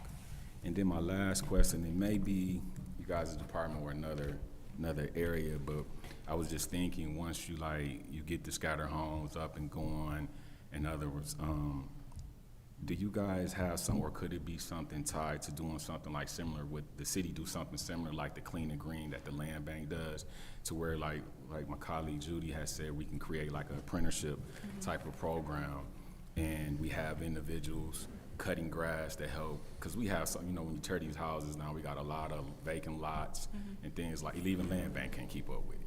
So to have another arm helping them in the city, we could tackle a lot more of the blighted grass and things like that, and make it an apprenticeship program. So you teaching people, they're getting skills, they're earning, and then ultimately they can become, move on, and you continue to help your community on so many different levels. I think you guys should really consider doing something like that. And I think that would be a great initiative, maybe for us to partner with the Blight Department to do, because I know that they've been doing really great work cleaning up lots and brush around the city. But yeah, that's definitely a great idea. Thank you. Thank you. That's all I had. Thank you. Dr. Lewis, do you have any follow-up? All right, so I know that we have some money to help remediate mold from the clerk's office, so just wanted to make sure that we want to get that in motion for your office as well. Okay, good. Because I was down there taking pictures of the clerk's office, and we got that handled. Yeah, you shouldn't have to work under those conditions. Yeah, working shouldn't have to kill you. So definitely appreciate it. The roof repair will be the biggest. That alone is a huge contribution that will drastically increase the quality down there. Well, that's moving in the right direction, but we want to make sure that all mold that came from the leaky roof is remediated. All right, Thank you. So just wanted to make sure that I put that again on record, that we need to get it done. All right, and so the other piece is, I know that we separated some parcels before we turned them over to Land Bank at the end of last year, and I remember speaking about some putting a program together for our public safety heroes. So did you all ever do anything with that? Or, it's okay if you haven't, I remember you bringing that up. I think we spoke about that. So we have spent the past 6 months or so trying to create a property disposition schedule. I could be very, very wrong, but it seems like the property disposition process previously was very reactive as opposed to proactive. So by we're trying to create policies for the sale of, yes, side lots, of single-family homes in various conditions, as well as commercial properties. Trying to figure out a way to do this that is equitable, works efficiently, and somewhat timely has been what we've been working on right now. But in terms of that specific program, no. That would take us collaborating extensively with like a fair housing attorney to make sure that that's something that we can do without violating fair housing. Okay, so I remember that back in the day they used to give them out for $1. And I know other areas, they do similar programs with their public safety people. So I just think that that'd be a great initiative to encourage people to move into Flint, stay here. Because when you stay here, you know, you care a little bit more. You know, you care a whole lot more. So wanna just keep that in mind. And you know, and even if it's just a small set aside, you know, say if we set aside 30 houses, if we set out 10 for this year to go towards public safety, people that want to live in the city, come up with a process. It's examples out here. I know NACA is one of the programs, but I would like to see that in motion. I'm more than willing to help, because as you all know, I don't give you suggestions that I'm not willing to help with. So just wanted to put that out there. And lastly, as we spoke of NACA, I remember bringing NACA to the city of Flint. Anyone familiar with the NACA program? Oh, yeah, that is true. But no one here? NACA, N-A-C-A? Okay, so yeah, take a look at that. They help people, they prepare them for home ownership, long story short. They get the finances straight, they give them things to look at. I mean, it gives them a holistic preparation for home ownership. And I want to have responsible owners in the city. It's great to talk about scattered housing and all this stuff, but the problem is we have some irresponsible homeowners in this city. And I don't want to I don't want to offer up a scattered house to another irresponsible owner. Okay, I know we can't check for everything, but we can make sure that we do a lot of work, that we be proactive out the gate. And so they come and they do free workshops. They do it all for free, and they have a program where they even give them a lower interest rate than the going interest rate. So it's a great program. So please, again, take a look at that and see. And they're willing to work with us. I got sidetracked. You all know all the council melee, people bringing fans and dancing and stuff, and just out of order, point of orders. We had a lot going on. And so I wasn't able to follow back up with them the way that I wanted to. But since we are entering into a new season on the council, I really want to pick that back up. So when you're doing your good work, I don't want to see your good work in vain. All right, I don't want to spend $60K on the house just to have it looking like we didn't spend $60K on the house. I want the owners to be trained and go through this. And if they don't go through it, maybe you don't need this home. We need people that are serious homeowners. I don't want people going to the burbs, you know what I'm saying, for a better life because you got trifling owners here. We need responsible homeowners. So hopefully that point is brought home. All right, we got it. All right, go ahead. Can I just give you an example of some work that we've done that's kind of in line with what you're asking? Come on. So I think it's fantastic how Ashley and I's teams work together. Mm-hmm. Some of her staff oversee the Choice Neighborhoods Initiative. One of the things that creates and perpetuates good homeowners is neighborhoods. I live in College Cultural, don't judge me, but I know I do too. But I tell every single person I know that moves into the neighborhood, like, wait for Halloween, it's my favorite night of the year. Last year I had 1,800 kids. And every Halloween it's gonna break your heart, because every Halloween you're gonna have a parent, an aunt, an uncle, an older sibling that's gonna come up to you and say, thank you for opening your neighborhood because we don't feel safe trick-or-treating in ours. And if that doesn't break your heart, then that's a problem. So we are trying to create senses of neighborhood and community, starting with the Choice neighborhood. So by connecting a lot of my team's small businesses, like Jason Bay, who has an apiary on Green Street called My Bee's Nest. You can buy it in Oliver Tees and at the Ferris wheel and at the Dryden Building. He was able to teach the neighbors who expressed the need to wanting to learn how to use some of their vacant lots for beekeeping. They said, hey, we want to have some public art within our neighborhood, and we want to be a part of that process. I worked with Joe Schapani on starting the mural campaign that started out of a grant I wrote for Totem Books. So we connected them there. So that is something that we are very much akin to, having grown up in neighborhoods where everyone knew each other and you could go next door for a cup of sugar or whatever. We are trying to bring that to all the neighborhoods we serve, which consists of the city of Flint. Additionally, we should note that with the CDBG block grant, we have contracts with Genesee County Habitat for Humanity for home ownership counseling.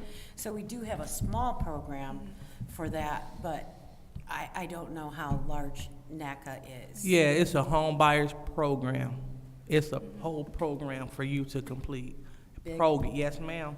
And so again, this is and I love what you're talking about. And I would love to see that happen over here on our side of town. But first, we got to get these people to, if your trash day on Monday, your trash bin shouldn't still be on the curb at Friday. Basic housekeeping things. You understand what I'm saying? So we're not there yet. Some pockets of the area are, but RL. no, yeah, don't do that. RL, do not yell out. Yeah, so some pockets are, but a lot of them are not. So with this program, again, it puts everything, you have to put something into something. Just no more handouts, okay? Yeah, we'll give you a hand up, but no more handouts. So work with us as we work with you. You won't work with us, we can't work with you. And I know it's a lot of people in this city that would love to be worked with. So I don't want to waste time with people that's not serious. So check out the NACA program. I think that'd be great for us to work as we're filling these houses. Because again, living on that side of town, I love my side of town because that's where I was born and raised. But we had a big shift in mentality from people that had pride in their homes to people that's just living. And so we want to make sure that we fill these homes that the city is I'm tired of wasting investment money. So let's make some good investments. Let's hook up with NACA and let's do something great. Okay, y'all, I'm done. There was something I was going to say and it got lost in my brain. It's a scary thought. Tyler, in regards to your assistant, Phil, it's 2026 that the state starts collecting our income tax stuff, right? Right, yes. How much money did the 2022 test give us additional in income tax revenue? Do you remember? They're estimating that we can get up to $2 million. So. There you go. 2026, we'll talk about it. I'll defer to Phil and you, but you guys, Phil and Shay are smarter than me with the letters have finances. just gone out, so we really don't have the dollars yet, but that's the potential. Right, so that's why I'm not, I was very pleased when I heard about the potential cost run on that. So, okay, that's it for who's up next? Mike, come to the hot seat. Here for some questions. All right, yeah. You all have a good evening. Yep, I don't know how much you guys have to stay around. You can. You want me to stay? Oh, I'm fine. Good job. Keep coming back. Hi, Mike. Well, hello. Thank you so much for keeping me on track and in straight and getting my mind in straight tonight. I appreciate that. We do what we can. Yep. So, talk about your budget, please. Well, we are self-funded, so we have no grants to live on, and we're doing just fine. That's in a nutshell. I mean, it pays for our inspectors. We have 3 rental inspectors. We have one that just does, evaluates houses for condemnation or if they meet demolition. We have one full-time electrical inspector. We've had to outsource our plumbing mechanical because we couldn't get people to hire in, so we're still working on that. 2 full-time building inspectors, 1 plan reviewer part-time, and myself and Jack. We have Mary, takes care of any money problems that we may encounter. So a lot of the problems that I'm getting in complaints about is unlicensed rentals. So there are plenty. Plenty. So we just finished up with a lawsuit that we won, thanks to our legal team. So Can you tell us about that lawsuit? Because I'm not familiar with it. it's a constant, we're constantly being sued over the rental ordinance, that it's unconstitutional. And we keep winning. So the outcome of that, it was decided, and I work closely with our legal team because that's who defends my actions, is so what we're going to start doing is we'll start with 10. So what we have to do is we have to go get warrants now, which is we've never done that. So that will be tricky. I don't know how how receptive a judge is going to be to allowing a warrant. Now, we're not going to go out and kick somebody's door in. They're still going to get the knock. Because then they'd have to fix their door too. So we're going to do the warrants. Me and Jack, my foreman, were just talking about it yesterday. We're going to put together 10 houses. We're going to try not to pick and choose. Okay, we're going to find out how many Miss Priestley has, and we'll get her first. So we're going to come up with some random process. Pick 10. Let's go try to get warrants on these. If we're not allowed in the houses, then we get to write the citations for them, and then we're gonna find out what kind of order we can get on this. What are we gonna do? If somebody just flat refuses, like we have plenty of those. So I know what I'm gonna try to do, and that's we'll order that house empty and boarded, and nobody will live in it. So is that how it's going to end up? I don't know. But if somebody's going to ask me, that's going to be the hard line that I'll draw, and we'll see how it works out legally. So the court has ordered that we have to get warrants? Yes, that's how the ordinance is written. Oh, the ordinance is written. And per that way. that court, that lawsuit, that's how that ended up. So I thought we could write the tickets first. If there's no compliance, then we get to go for the warrant. But I had that mixed up. So we'll see. Yeah, it's not fair to the people who are living in some of these houses that have not been inspected, who are being rented to without heat, water. And it is unfair, but some knowledge needs to happen too. Why would you choose to go into a home that doesn't even have a furnace? So there's all these issues. Okay, there's no simple one sentence reason for any of it. There's multiple layers of why our housing is like it is.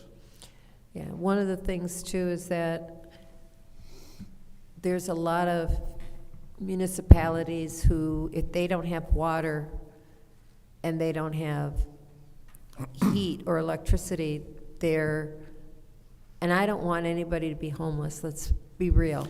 It's a really tough part of our job. It really is, but, you know, I mean, how do we, and this is related to the budget because it does affect our income and our expenses. What do we do with those houses that have people living in them that don't have water, don't have heat or electricity? Most cities will kick them out. Well, But and it's we don't. We do. Do we? Because I know. I mean, we have to. I get all kinds. We don't. I do. Right. Okay. The city does. And sure, it's the city, not everybody agrees with it, but you can't let somebody sit in a house and freeze to death either, you know what I mean, literally. So it's a tough spot we get put in every winter, especially when apartment complexes are calling, which that happens every single winter since I've been here for 26 years. And but even in the houses too. So if you don't have water, we'll condemn your house any time of the year. Heat is required, you know, from October 1st to March 31st. So if you don't have a furnace right now, you know, it's not a condemnable thing. Electricity, if you have it makes a house unsafe, okay, so you can still have hot water if you have a gas water heater, because there's minimum standards that you have to have in a house. You have to have lighting so you can see. I mean, I could go down that list, but there's only a few things that will condemn a house for where somebody's living in it. No water causes a lot of other issues besides making you thirsty. Oh, right. Okay. Absolutely. Yeah, I'm just so many concerns. Yeah, that's And I really think that not having not in all cases, because we know that there are people who like to see houses burn. But, you know, I represent the east side. But I know for a fact that house on Marmion that you were just at, the one that's was just burnt, that people went downstairs in the basement with a handful of wood. I was called about it. And that night they were trying to stay warm. Yeah. And the house is gone. You know, those were people, well, I can't, it doesn't matter who those people were. Right. It doesn't matter. We kicked them out of one house, a couple streets over. Yep, we did. Okay. Yeah, Metcalf knows. So anyway, one thing that will never help this city is if we get rid of this rental program, because I've been here, that's how I hired in, then it went away, and so did I to other places. It takes, if you lose that rental program, it takes a good 5 years at least to start to get a handle on it. So we're right now just, because I wasn't going to get any warrants to go in anybody's houses. As long as my 3 guys, they were busy, okay, with people who did want the inspections. So I'm going to stay busy with those people first. We're just now getting to where we got a little breathing room, and these guys aren't getting burned out going into these homes every single day. It's a tough job. It's a tough thing to see every day, these homes that we go in. You can drive by and look at the outside. We go in them, you know. And so now we're going to get ready to start doing warrants, and we'll find out what the legal system, what the judges downtown, how they feel about this, and then we're going to get the feedback from everybody when when I order a house empty to never to be lived in, I mean, that's, like I said, I'll draw, if somebody wants to ask me the question, that's the answer I'm gonna give them. Okay. And then we'll figure all out what, you know, Will those what costs, everybody wants to do with this house. will the costs for the warrants, those stay with the legal department and not go to you, correct? Or will they be transferred to you? Or don't you know at this point? Well, I never even thought about it. The cost, the time that an attorney spends with us downtown, I won't even say minimal. I know that when we write a citation and we bring the whole case with us. We bring it all. We do all our own research. This is who owns it according to the assessment records. Okay. We do what it takes to prove this is what's going on there. We have pictures we take up with everything and date them and sign them, and so all they do, if I was allowed to present and represent the city in court, I certainly would. Now, I can to a certain extent, right. But if somebody gets an attorney or different judges, what they want to hear from that attorney. So if there's a cost, if this creates too much of a burden on our legal department, I'm sure and hope that somebody will mention that. I'm sure we can handle. I can handle our time down there in district. We're there most every Monday, sometimes all day, most of the time half day. Well, I called you a couple of years ago. I had a resident who was living in an unlicensed house, and you guys came in and condemned it. Well, we don't condemn it because it's not licensed. There has to be some it was bad. There's got to be another issue. Mold I'll never make something up either. I either can prove it or that's not happening. Yeah, what she was telling me, I thought this house needed to be condemned and she should not be living in it. It was not safe. And she mentioned to me that she wanted to buy it, and I said, no, you do not want to buy this house. So I appreciate that. I'm going to go ahead and turn my time over to Candace, if you want. Yeah. Okay, Candace can talk. Stop. Hello. Hello. So I'm going to start off by saying I'm not going to ask you about the question as far as is there anything else in the budget you need, because I talk to you often, so I'm clear on that. But if at the end you want to stay for the record, that's fine. I think Judy asked a couple of my questions already. I think some of the concern, let's start at the fact that you said that your department pays for itself. So there's no grants, no special anything. How does the department sustain itself? Through a rental license costs money, your registration, and then your inspections cost money also. Mm-hmm.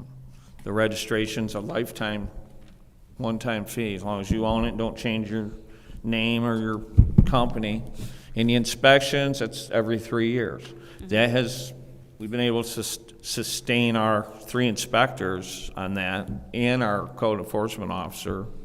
And then so to say, electrical permit. Mm-hmm. If you need, they cost money. So that's how we sustain ourselves. So, wait, you said every year, or you said lifetime unless they change their names, and then you said every 3 years for the other stuff. So that's only for rental, okay? Mm-hmm. So we'll only speak on the rental. Yeah, okay. You can. So if you have buy a home that you want to make a rental, you register it with mm-hmm. us, $250, and as long as you still own. So let's say you have it in an LLC, mm-hmm. and then you want to change your name of your company. That's a new owner, so you're going to re-register it. Does that make sense? Mm-hmm. Okay. It does. And then you pay for inspections. If it's a single-family home, it's $225. That gets you your first and second inspection. Mm-hmm. And then you have to do that every 3 years, the inspection part.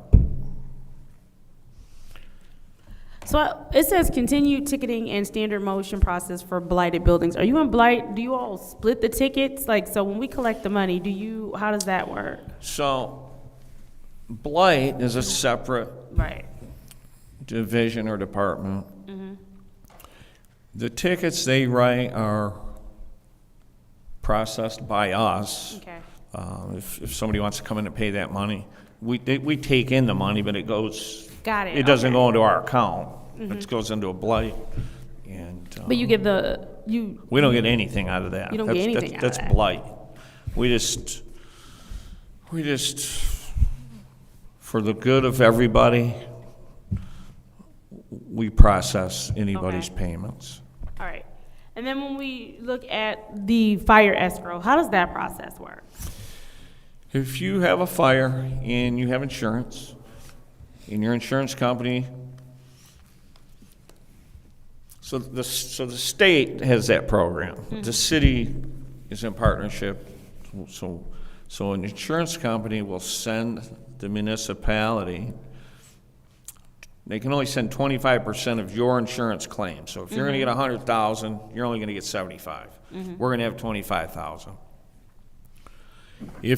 Once you fix that home, if you choose to fix it, I mean, the reason for it is if you abandon your house.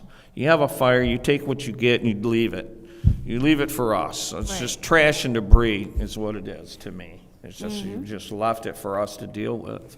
So we can take that money and use it to tear that house down. Now, is it enough? No. Okay. Most of the time. So, but the fire escrow money does come directly back into your department, but then it has to go back. Go ahead. Yeah, we hold it. We can't ever use it, other than if we had a demolition. And so with that escrow money, it has to be specifically for that property? Correct. Okay. Yeah, so, but if you choose to, you fix your house, you have permits, you're getting your inspections, the day the inspector approves your house to be livable again, you get that money back, all of it. So often, like you said, we see a lot of times where people are opting to just leave it there. Sure. And so we have 25% of that money that we get to keep, right? How much would you say, because 10 times out of 10, I'll be lenient, 8 times out of 10, with those homes, they have to be demolished. It's not like any of the homes can be salvaged. 50-50. Yeah. Because a lot of they all don't have insurance, not very many do. Okay. That's the ones that are burnt, sitting here, and burned into the basement, standing burnt, shells, the one on Marmion, So there's no first- fire withholding on that, or them houses wouldn't be around. So first, let's take the houses that you do actually get escrow money off of, and say that house has to be demolished. Does it normally take that whole 25% to demolish the house, or is it something over that 25%? I'd say over. Over the 25? Okay. And then once we demolish the property, what's the process there? Because it still belongs to the resident, right? So are we billing the resident for us having to demolish the property, or what happens there? Well, this is actually going to be a brand new process. Okay. So we are currently, I'd say in the last 6 months, started getting orders. This is something that had never happened in most of my career here. And thanks to our legal department, they've been able to, what we're getting is orders signed by a judge that allow us to, like, go into that house on Pitkin, clean that up, move them people out. But as far as these demos go, to go on that property and tear that house down as a municipality. And if it doesn't cover the whole cost, and then they're going to lien that property, is what they're going to do. And hopefully, if somebody still owns it or is still around and ever wants to sell it, maybe we'll get some money back. But it'd be nice to be able to sustain a demolition program without using any funding. So It's just not realistic. Once we put a lien on the property, what is the process? How long do they have to pay before we take the property? And then once we are able to and if I'm not using the correct words, please use the correct words for yourself for the record. But once we obtain that property because they did not pay the lien on the property, what's the turnaround time between when they have to pay the lien, whether they're paying it or not, and then once we acquire the property, what are we doing with the property? 'Cause sometimes they're just shells, sometimes it's just the land. And so, I'm just trying to figure out the revenue and how we're not constantly taking it on the chin once someone's house burns down. Because what I want to be clear on is I'm not insensitive to the fact that once your house burned down, that pretty much ruined your life, if we're honest. And so I completely understand that 75% might need to go toward whatever other expenses. They might be so traumatized they can't live in this city again, or maybe they're looking for another home, trying to get back into home ownership, and it might take that whole 75 to rebuild their lives. So I got that part. But now we're saying we're looking at this 25. We've had to take down the shell of a building or do whatever with that 25. You now have a lien on your property. And we have a lot of burnouts here. And so do you maybe have the number of, what's the percentage of people that actually have insurance on the burnouts that we have? It'd be lucky to be 50%. Okay. And we can't force somebody to have insurance. For sure. Or that problem wouldn't be here. So that's a So how it's much? a tough one for, Right. you know, I mean, there's houses that have been on demolition my whole career here, you know, so I mean, it's tough. Yeah. So how much of a loss are we taking? How much of a deficit do you think we get from having these burnouts and us having to, because there are a lot of them still standing, but I do also know there are some that we have been able to demolish. So how much of a loss are we taking if we look at all of the burnouts that we have and we actually have to demolish them ourselves? If we had to do that, well, I mean, it would be, you know, it'd be $1 million.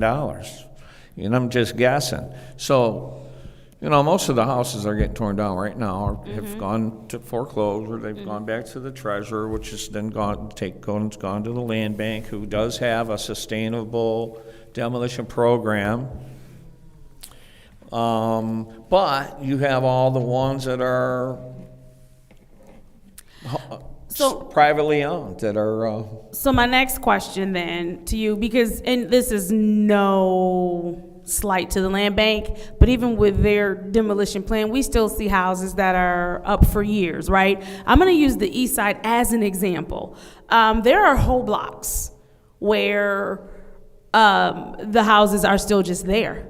Regardless to who owns them, they've been burnt out, they're still there. So in your estimation, would it make more sense, rather than us just giving them to the land bank, doing whatever, you know, giving off to them, would it make more sense for us to keep those properties and maybe sell them off ourselves? That way that revenue comes back into the city? I'm just trying to understand. Go ahead. The only way that would make sense Okay. is if everybody here had good contractors, not just one, and be ready to take, when you take these homes, you become liable for them immediately. Everybody that's moving into them, every problem that it has, I mean, and then that's all coming here now, you know. This is a city-owned property, and you'd have to be ready to, and able to go in and renovate these homes. And where's that money? Right. I mean, that's a, you know, that costs, you get a few dollars when you want to renovate a home. And that's kind of where we're trying to get at, right? And we have our lovely finance experts here as well. I'm giving them a headache, probably, just talking. I saw when I said if we could keep it, Che kind of did this. I was like, Yeah. I don't know what that means, but we're still going to kind of go down this road. But because I'm just trying to think of what could be long-term, not long-term, but short-term, medium-term revenue for the city, as far as you have these burnouts, they happen, rather than giving them over to the county where they're going to have to sit anyway, right? And I'm noticing, and I understand the land bank has to do what they have to do to sustain themselves as well. They are getting into the development game. They are getting into doing different things with property where they're not necessarily selling it off either, right? They are building and selling or whatever now themselves. And so how feasible is it for the city to just do that? For us to just, even if we just say, here's this property, you can buy it as is from the city of Flint. And then that way, you know, that's revenue that could possibly, because I don't know where that revenue would go directly, maybe Mr. Moore, you could tell me, but that could go directly back into your department. Or is that not how that would work? I mean, that's an idea. Yeah. You know. I don't know if we've had enough that we've handled that way to say that it's. We So- just really started working with the fire escrow accounts recently, so. Yeah, I mean, so like I said, though, them fire escrow, they stick right with the house that had the insurance. Yeah. But certainly, if you take 400 homes that are, you know, no taxes, they're taken back on taxes, you're going to get a handful they're actually decent house.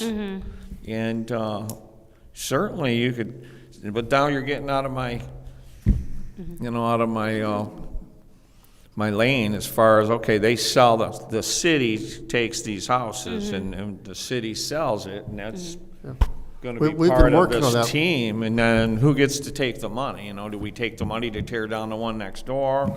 Or, you know, so that's a discussion. It certainly has to, you know, we just need to figure it out. I would just think, and this is just me spitballing off the top of my head, not knowing the full intricacies, right, of all of this, but I would think that, especially in the case of it being a fire, and your department having to be the one to deal with the escrows, that even if we decided to keep it, sell it off, give it to somebody else, that a percentage of that, even if not all of it, would go back into your department. I think that's been the plan. We just haven't got that far that we've done that. We've been working on that, but we're not that far yet. So the way the fire escrow law works, Okay. so if it was your house that burnt, we have your money, and we fix that house all up, that money still goes back to you. That's correct. Only if that house gets torn down can we use your money for that. So once we tear it down, it's technically still their property. Correct. So That then what would property- have to happen there is, could we build them for having to tear it down for them? Sure, that's what a lien is. Okay, so then we we- lien it for the cost that was incurred. And so if we then put a lien on it, does it make more sense to go after and collect the lien, which they probably won't pay, so it'll become our property anyway, right? In the only way that I can think of right now that you would do that is you go in front of a judge and you get an order to seize that property. I'm sure there's maybe another way. But, Go I ahead. mean, we're just The kind of way guessing I- right now. The way I understand the lien to work is we're just going over and we're recording a lien on that property. So nothing ever happens unless the owner of record tries to sell that property. So what Mike is saying is the way that we would recoup money is to do a seizure of the property, and then our lien would become effectuated. We have talked about taking some of the tax reverted property, trying to sell those and keep that in a fund that we would use for other houses, but we're really not far enough along to say how that's going to work. I think a point to make, Mary and I were looking at the accounts while going through the budget, and we actually saw the fire lien escrow bank account from work that you had done, and right now there's, pardon me? That was my work. Oh, was it? There, in the account statement, there's only 730,000 or thereabouts sitting in the fire lien withholding at this time. Is that correct? Is that what we saw today? That's what we saw. Yeah. Because. But you said in 700,000? In Less than '23, it $1 was over I think the 2 amount million. for that is actually going to be increasing very shortly because we did reconcile it with the records that the department had, and the money's there, just was in the wrong bank account. We're moving it shortly. Okay, so I will be educated shortly. I have, Because one of the things that, again, as we're looking at, and this has just kind of been a common theme for, I can't speak for the whole council, but for like the four of us for sure, is paying attention to what is happening federally and how that is going to affect us locally. And so one of the ways that we are going to be able to sustain is kind of going down the path of this conversation that we're having today. Because it does the city zero good to have a house that has been burnt out, or to have a frame or whatever it is we do once we demolish, and it's sitting there and it belongs to someone and they're already not paying taxes, or we have a lien that doesn't matter. And so now we're going years with a piece of property just sitting there that could be collecting some kind of revenue for us. Or we're going years with something that could have been sold off and gone back into your department, even if it's just a percentage, but to get you one more code enforcement officer, right? So that you could then get other revenue from having two code enforcement officers being able to do the job that needs to be done. I think the way that we kind of sustain you and what you're doing, and maybe be able to add another person for you, is that we don't allow properties to just sit and sit and sit and sit. And then the inevitable happens anyway, right? They're not gonna pay the taxes, or and then it's going back to the county, and the county, who now, again, I understand what they have to do, but it's going back to the land bank, and they're now getting in the development game for themselves. And so now they're taking properties, and they are making money off of those properties in a way that the city could have made money off of those properties. I mean, and that's, I guess, all possible. Land bank's been doing this for quite a few years, so they got a great system set up, and we just didn't have the capability here. Right. And that goes into my next question. Is there anywhere in the budget that builds out that capability for you? Say that again, Is there anything in the budget that builds out that capability for you? For the money that you all have projected for this year, next year, is there anything in the budget that builds out that capability for you to continue building that revenue in the way we just discussed? To build revenue, to tear houses down, that has been part of blight now, okay? It's not in the building department at all. So all we do is prepare a house so that we do the legal steps. If I put your house, if I say your house meets the criteria to be torn down, you're sent notification, and you are sent your date to come to the Board of Appeals. So you could come to our board, appeal my decision that I have that I think your house needs torn down. So that's one piece of a lot of different puzzles. So if a house, and every house is different. One may have asbestos in it, and one may not. One may be 800 square foot, one's 2,300. So but the even cost if we, of these just are I hear all you, over and the that place. makes perfect sense. But even if we just stick to the fire escrow part of this, right? Oh, okay. And then after we have to use that money to demolish the house or do whatever, rather than the house just sit there. And I hear that blight is another component in you having to demolish that house, right? Even if it's a fire escrow? Well, our office is the ones pushing that, okay? So we've done pretty good in the last year, not even that. So then, Mr. Moore, go ahead. And this is because of the relationship with our legal department, or this would not be happening. Okay, so that had been missing for years. Right. Okay. All we can do is validate a complaint, whether it be trash or whether it be this house that needs to be torn down, right, and document it and back ourselves up so we can prove if we need to, that we did this legally, this did meet the criteria to tear down. We did, the Board of Appeals was made, nobody showed up, so that piece is there. In the difference in a homeowner, I could tear my house down for $6,000, where it's gonna take a municipality 20, because there's a lot of other guidelines that have to be followed when you use federal money, when it's not you doing it. I'm telling you, you have to send a certified person in to sample for asbestos, then you got to send that out to be tested, and if in fact it contains, then you had to hire an abatement company to abate all that.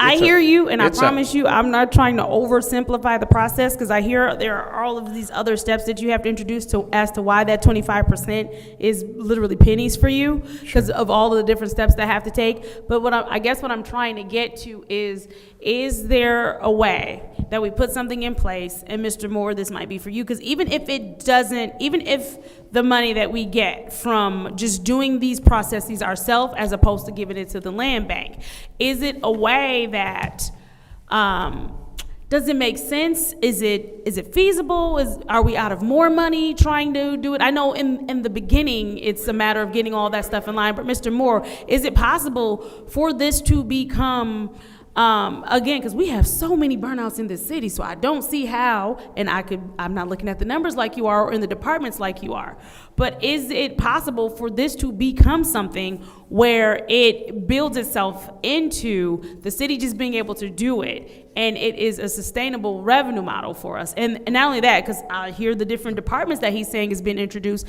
that to where every department does get a piece of it as they should. I think it's fair to say that's the goal of the whole city, is to try to get to that point. We've been focusing mostly on the fire escrow accounts of recent, because we do have some revenue that's designated for that, and it does take a team effort. It's a combination of Mike's team, the legal department, and the blight department. And once we get that working a little bit better, I suspect we'll expand out, because Realistic timeline on us being able to do this ourselves. Realistic timeline on us being able to see, even if it's just slight revenue from this. And then also, is the way that this budget's set up now, the way that the people, the staffing, everything that goes into the budget that you have specifically for this, right? Is this budget set up in a way that it can happen for his department, that they can move how they need to, and it's not, well, we won't have the staff, or we won't have this, or we won't have that. And then the same thing with blight, because you obviously worked on their budget too.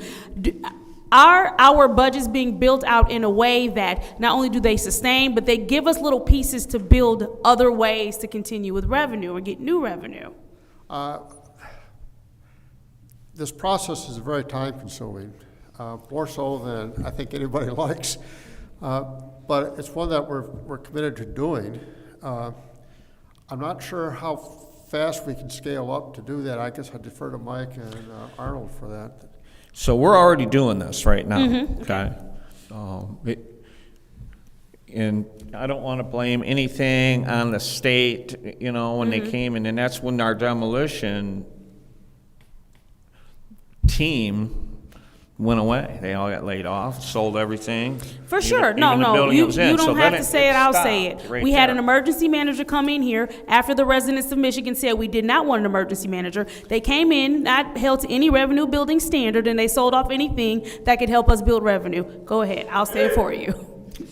Yeah, and I don't know why they were here, so Yeah, I you mean, don't- I you don't, don't I have don't to think say they it, I'll just, say wanted to, but Okay. either way. Yeah. But I think you're on the right point, because I think if there's Yeah. any one thing that the city can do to control blight and work with blight, is doing the things that Mike and his department are doing. So blight now, Arnold, they are the ones, we're setting them up, we're teeing up the ball for them. We're finding a house, okay, this one has withholding. Okay. It's been through the standard motion, we've done it all. Go ahead and take this house down. So that's what's happening right now. So then Is it after the- sustainable? No. Our demolition program was never sustainable. I mean, it just can't be. Land banks is not sustainable. It's all federally funded. So there's no sustainability to it unless somehow, and this is way beyond me, and is if you want to live in this city, you want to have a house, you got to have insurance. It's the only way it could ever be sustainable. If you have a fire, there's money for us. If you want to run from that house, we have money to tear it down. That's the only way I can think of. I hear you, and I see exactly what you're saying, and I wish that it would make sense for us to do an ordinance where we said that, but the only reason why it doesn't is because we know redlining, not only about redlining, but then we also know that either people absolutely can't get insurance or they get unfair insurance prices, which is something that my colleague in the second ward was working on, but of course we get sidetracked up here, so. Well, maybe you can start with landlords. Okay, thank you. Okay. She's told me like 3 times I have to yield the yeah, floor, yeah. but. Just to clarify, because it's been a consistent audit finding, I actually asked for the list of the fire bonds, and I was researching into what was going on with them. And there was $2.4 million on this, but they go back to 2005. Yeah. And you've taken care of a lot of the ones that I sent. I mean, you can see that there were some efforts made to try to correct it, and then there's turnover and it gets stalled, and, you know, that happens again. Send them to S-sheets, S-sheet them. And I think we got a program with Mary and Amanda and Mike and everybody, that I think we're gonna make it so that the funds get transferred the way they're supposed to on a regular basis. So I can stop looking at this, because we've gotten so sidetracked in the last several months that I have not gotten back to this. So I'll be glad to, I was just trying to help. It wasn't my job, it's not my job, it's not my responsibility, and I should have nothing to do with it. I will But say it's this, like, we really do have a lot of ways in which we are trying to help the different departments. So sometimes when we're asking probing questions, we're trying to see where we can be of help or where it makes sense for us to use resources or have conversations when other municipalities contact us or we're off or we're talking to people. And so that's why some of these questions, it's like, well, that's not really budget related, but it's like it'll help our budget in the future if we can understand how do we support you better. And my goal as we finance appreciate chair it. is to try to assist in getting some of these audit findings down. For example, Phil, do you know what I'm going to talk about? Yeah. Yeah. Making sure that all the accountants report to Phil. That the accountant in the business services ticked me off last year. So, because it was a new position, it should have been reporting to Phil. Dr. Lewis. All right, so my question is, I have 2. So I heard my colleague talk about escrow and et cetera. And you said 50% of the people, I guess if you're lucky, will have insurance. Okay. And so those that do not have insurance, I know you mentioned putting a lien on the property, if they don't, or no? And like I said, with this sat idle for a long time, where we had to actually come up with a process that wasn't there to figure out, okay, how can we just take this money, and I'll say again, thanks to our legal department and some of their staff, this was found out that we don't have to wait forever. Because normally, you'd have to fix your house completely before you got the money back. You didn't get that money to help you fix it. Same with tearing it down. You had to use your own money to tear that house down before you got it back. So anyway, and I got a little sidetracked there. Yeah. So we don't lien a property that's just sitting there. If we happen to tear that house down, if we find some money somewhere to tear a specific house down that has no fire withholding on it, so we have no revenue for that, them are the ones that we lien. The ones we tear down that have fire withholding on it, certainly we're using that money. Anything, if we had $10,000 and it cost $20,000, then they're going to lien that property for the extra $10,000. Did that all make sense? You got to reel me in sometimes if I get off on a wrong. Okay. So as for me, I understand, but and I know one of my concerns, is the people that do not have insurance, because a lot of private owners, no insurance. But it's still your property, you're still on the hook. So are you all working on something So the homeowner, whether you live near or far, that you have to put some skin in the game, because you know there are certain avenues where people must pay money back or something will go on your credit. Are you all looking to pursue something like that? Yes, I've always am, and the only thing that I could tell you right now that would it be accepted, I don't know, is we go, because I always have to write a citation for, first we send you the violation notice, so I have that. You have to take care of this in a certain number of days. So if you don't know, I'm going to write you a citation. You maybe live in Europe, who knows? Mm-hmm. And then all I could do, when you don't show up to court, mm-hmm. is to ask our attorney, and I'm going to write an order to put you in jail for however long I can get you to be put in jail. Maybe that'll, maybe you'll take it more seriously, because there's properties in our city. The old Howard Johnsons, for instance, let's be realistic. We can't afford to take on a job like that, and we could tear a house down. You can find 10 or 15 grand. I'm talking to you. I can't find it. But to take on some big jobs like that, you got to put somebody in jail. I mean, I don't know. That's just my idea.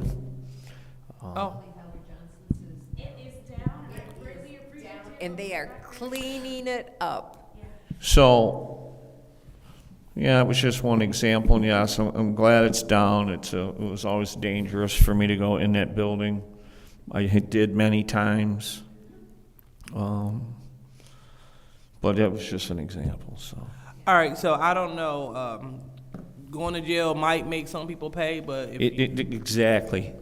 It's writing tickets to people. Some will comply. So, is it worth our efforts? Yes, it is.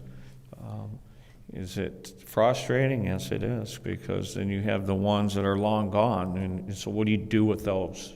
Okay, yeah. Where's the money to tear those down? I hear you. So I guess that's where I'm coming in before things get long gone, because when a structure is burned, like say if it burned today, then how long does it take your department to go and engage in determining, okay, that place does not have insurance? Are you all on it the next day? No. There's no way we could ever know every fire in the city that happens overnight. There's no, whoa, you said there's no way for you to know? Yeah, I'm when I come to work in the morning, so I watch a little news in the morning, but yeah, realistically, I don't know that I know every house that had a fire overnight. Okay, so. And if there's a way to know that, absolutely, we would go there probably that next day. Okay, hold on. I thought I heard my colleague say something. I said they don't. There's so many fires on the east side. They don't report that. There's no place that reports it. The only place you see it is maybe Facebook. I rarely see a fire on the news in the morning. All right, so maybe I'm missing the bus here, but if we have a whole fire department that go to these places and we're using our people to put out the fire, I don't know why your office can't get the information directly from the fire department. So if I had to go on tonight and tackle 15 fires, and we had structures burned 15 fires, period.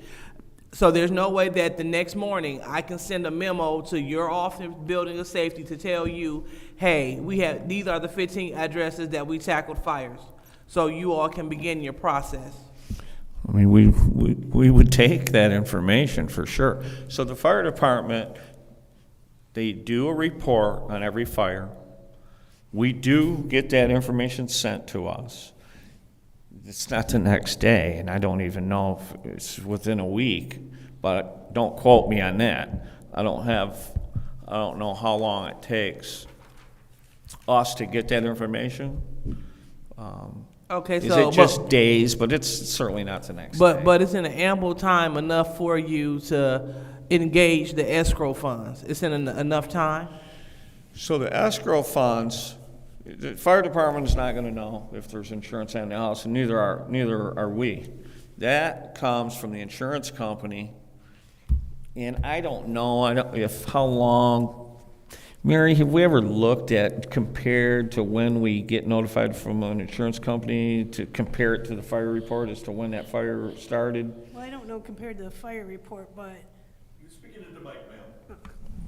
But, I'd say on average, it's often a month later that we get if it's done the most usual way, the, insurance company sends us a letter first, saying that they're gonna withhold these funds if we send them a letter back saying that we want them, and we have a form letter that Mike signs, and it gets notarized, and we send back to the insurance company. And then after that, they usually send us the check. I'd say on average, maybe 2 weeks later. Okay, so. But we start our process, no matter if there's insurance on that house or not. So we're gonna go out, evaluate the home. If it meets demolition criteria, that's how it gets written up. That way, then you have to be notified as the owner, whether you read it or not, we don't know. The board, so you're invited to a Board of Appeal hearing to appeal our decision, like I said. So that process, we start that as soon as we know. Wow. As soon as we know there's a fire or a tornado or any other thing that could have hit our city that would damage the home bad enough to, need our assistance out there to start this process. So that process starts as soon as we can get there. We don't wait for a fire report. The fire reports are very helpful, though. We take complaints from everybody here and anybody else that calls our office or emails us. There's a house open and vacant on this street. We have to go verify it. We check it out and we condemn it, put it on demolition, one of the two.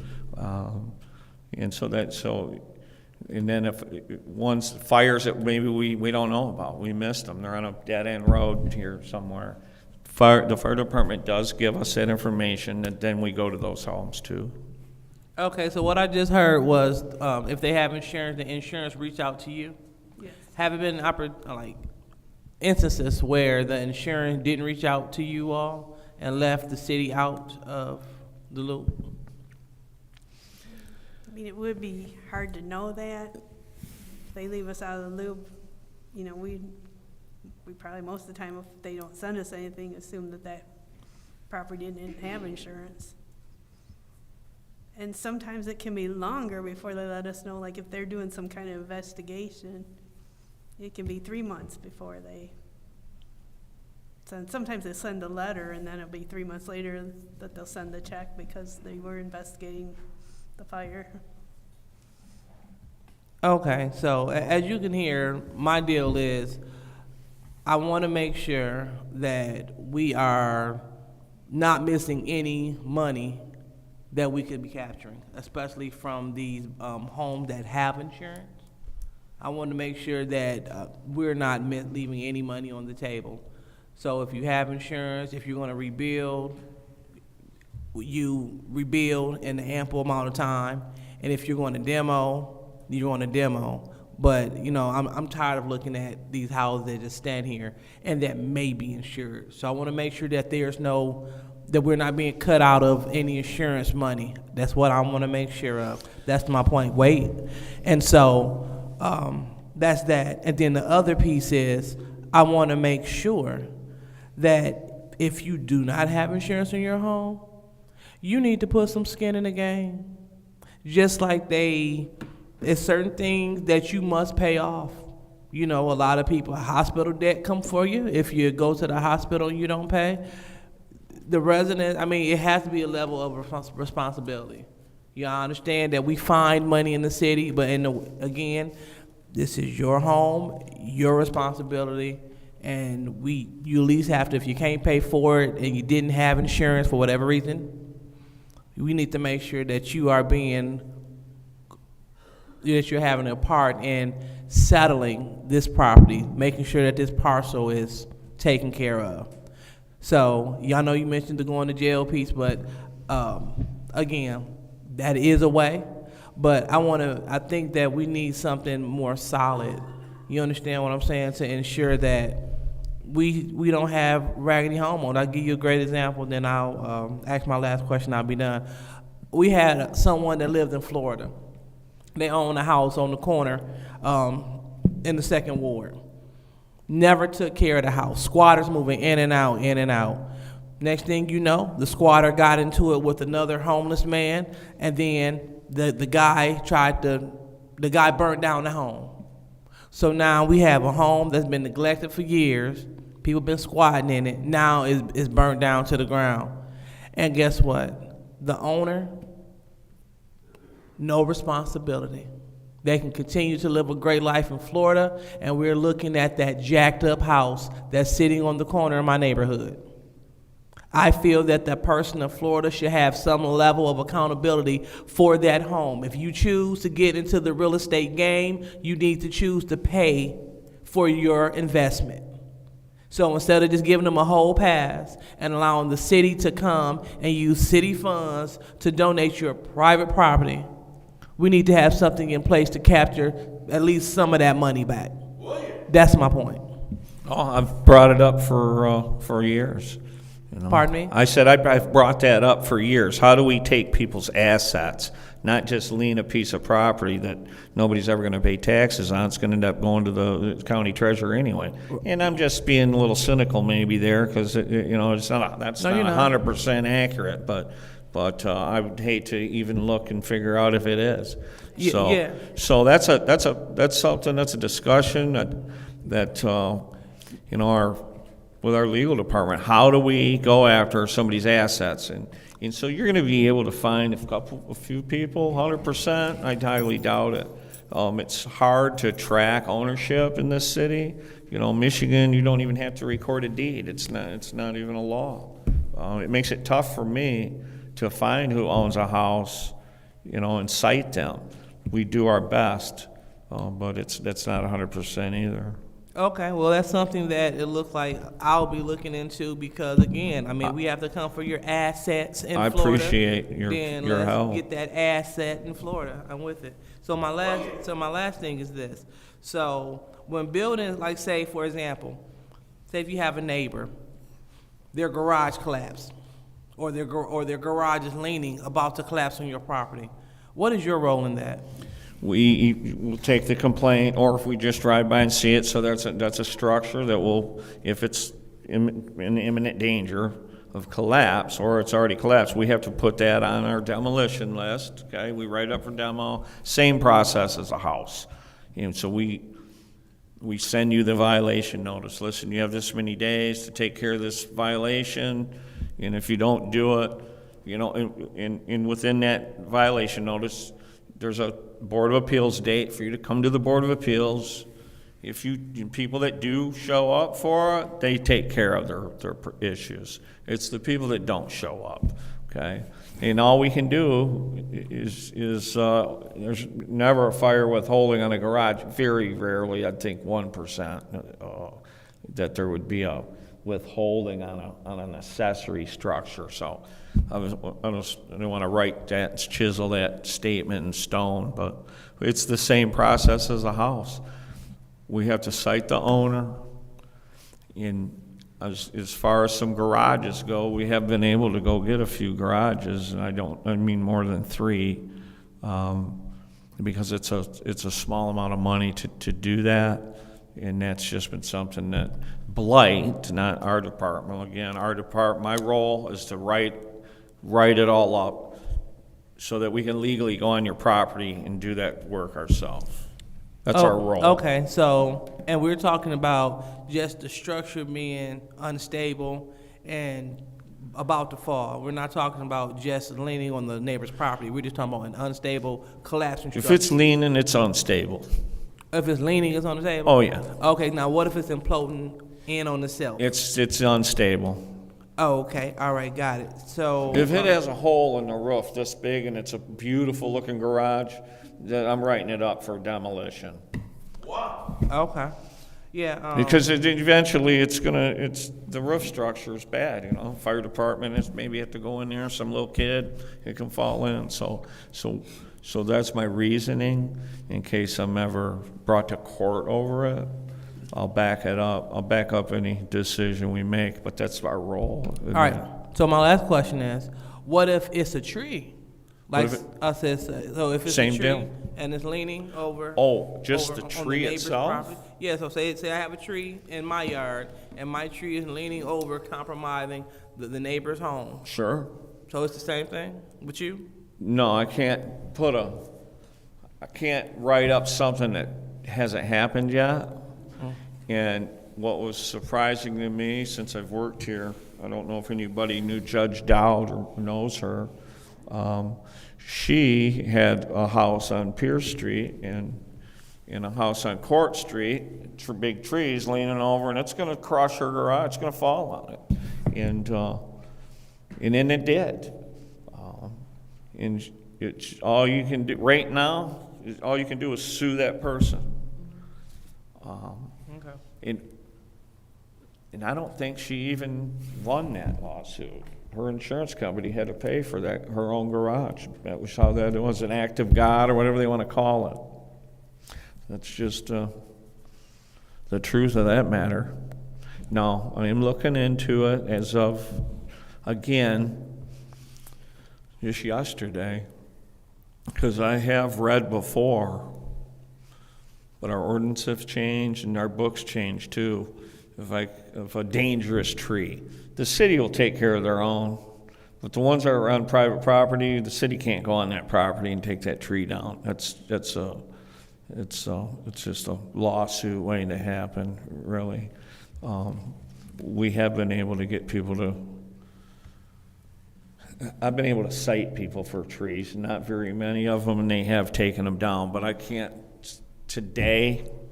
Is that ordinance still in place, or that code? I can't say yes today to that. Okay. Maybe next week I could, though, if you call me, because I'm going to find it if it's there. All right, so thank you so much. Sure. Does anybody have any follow-up? We good? I knew you would have one. Come on. I could have not. Vacant properties. Sure. Do you have any idea how many we have in this city? And when we say that they are, never mind, I'll start with that. Do you know how many vacant properties we have? No. No. You're talking an empty lot. That or just Are you a talking about an building empty or a house? home, either way. It's just sitting. Let's say with a structure on it. 5,000. 5,000? And do we currently collect any revenue from them sitting there vacant even after they're just there vacant? Some of them yet, because the ones that, every privately owned home that's been sitting there for 10 years, somebody's paying taxes on it. Mm-hmm. You know, and that's why it's not gone to the treasurer. Mm-hmm. So you are collecting. And so even when we have homes that someone is still paying taxes on, because I would imagine, again, your department is far smaller than you would think it would need to be with the needs that we have in the city. And so even if they are sitting there and they're still paying taxes on it, but the structures may be falling apart or something may be wrong with the structures, how is that handled? Through the courts, we have to write the ticket. Once you don't comply with the, the notice you've been sent, and and I may have cited you, I may have sent you a violation notice, and you sold it to Ms. Priestley, and you chase it, or I don't even know you sold it. I bring you to court, and that's when we find out. Oh, I don't even own it anymore. So it's a game, and it's a tough one to play if you're us, because it just seems like we're not getting anywhere. But So we don't continue. currently have anything in place to where if it is a vacant property, then it is registered. That way you know who owns it. No, there's an ordinance. There's a abandoned property ordinance. Abandoned property But that ordinance. but that ordinance is specific to. Couldn't they really say it's not abandoned if I'm paying taxes on it? I didn't abandon it. It's still No, there. if I say if it's wide open, it's abandoned. Okay. But that ordinance is specific to a foreclosure, not I own my house and I just left because Alaska seemed cooler. So that's not that doesn't meet the abandoned property criteria per our own ordinance. So you could change that. But once again, you know, we can write all these ordinances, you know, Enforcement, but we got to back them enforcement, up, for sure. you know, because. All right, you get it. I get it. If I write you an ordinance, make sure you enforce it. But I got you. Thanks. I got you. And same with the commercial structures. Oh, God. Yeah.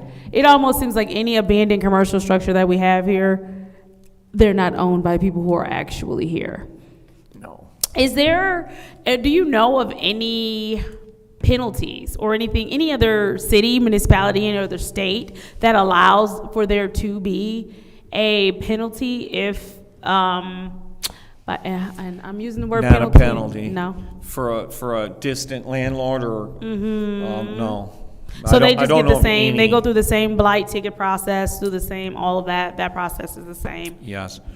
The only thing that, you know, was put in our rental ordinance is if you are from Florida and you own homes here that you rent, you have to designate a local person as your agent.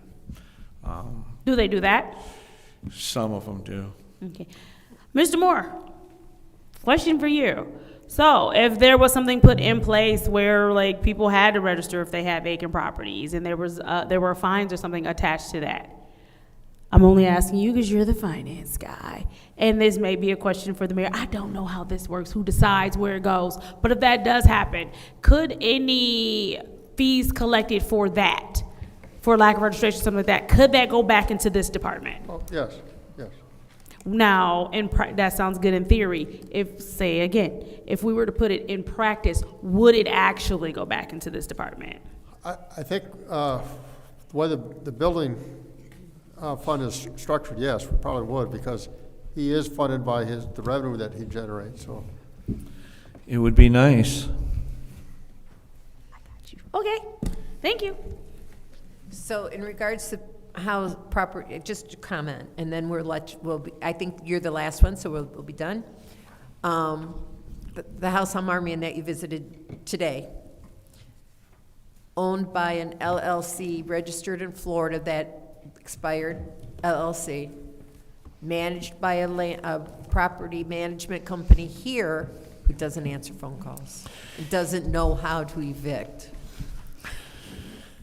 So was there a question there? I'm sorry. No, it was just a okay. comment. It was just and I a could keep comment. talking too, and I'm sure everybody wants me to be quiet and just so we can go. But every time you write a law or an ordinance, or people are going to work harder to get around it. Yep. So you know the property management companies. So I mean, we could just keep writing new ordinances for more penalties, and I mean.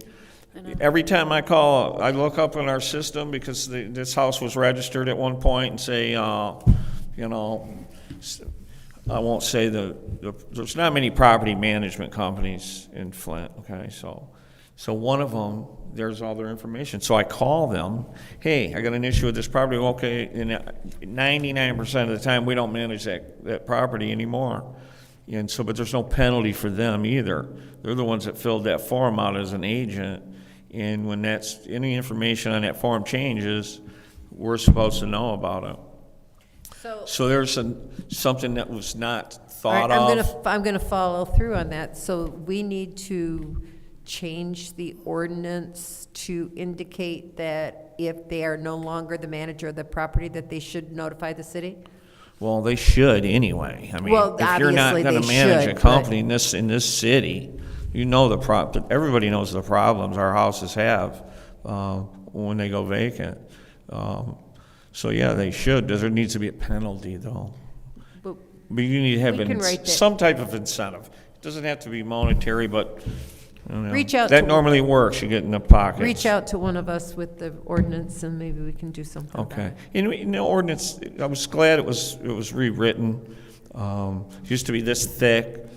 It got down to, you know, no repetitiveness and repetitiveness. So there was something that could be looked at.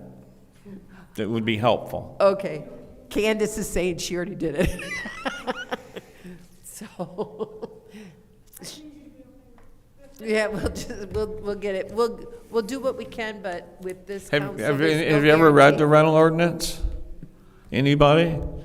You know, because I'm open for, you know, we all need to read it. We have something that we're going to bring to the board. Okay, great. Yes. As far as rentals go? Okay, Yes. well, great. And, but this council has not had good luck in changing ordinances or Why not?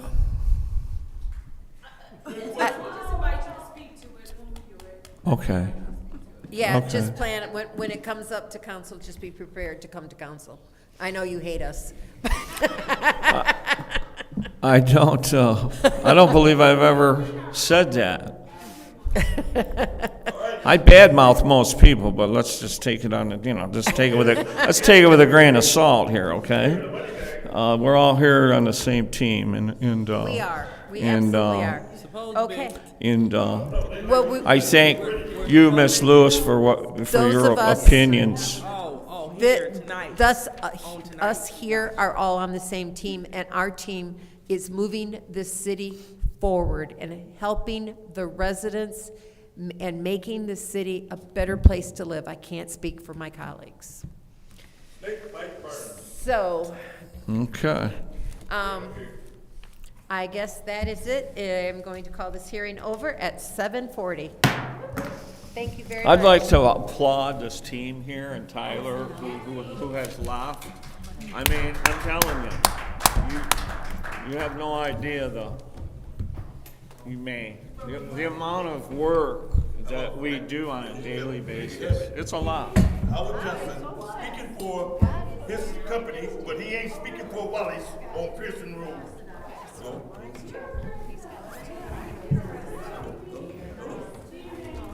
you know, cut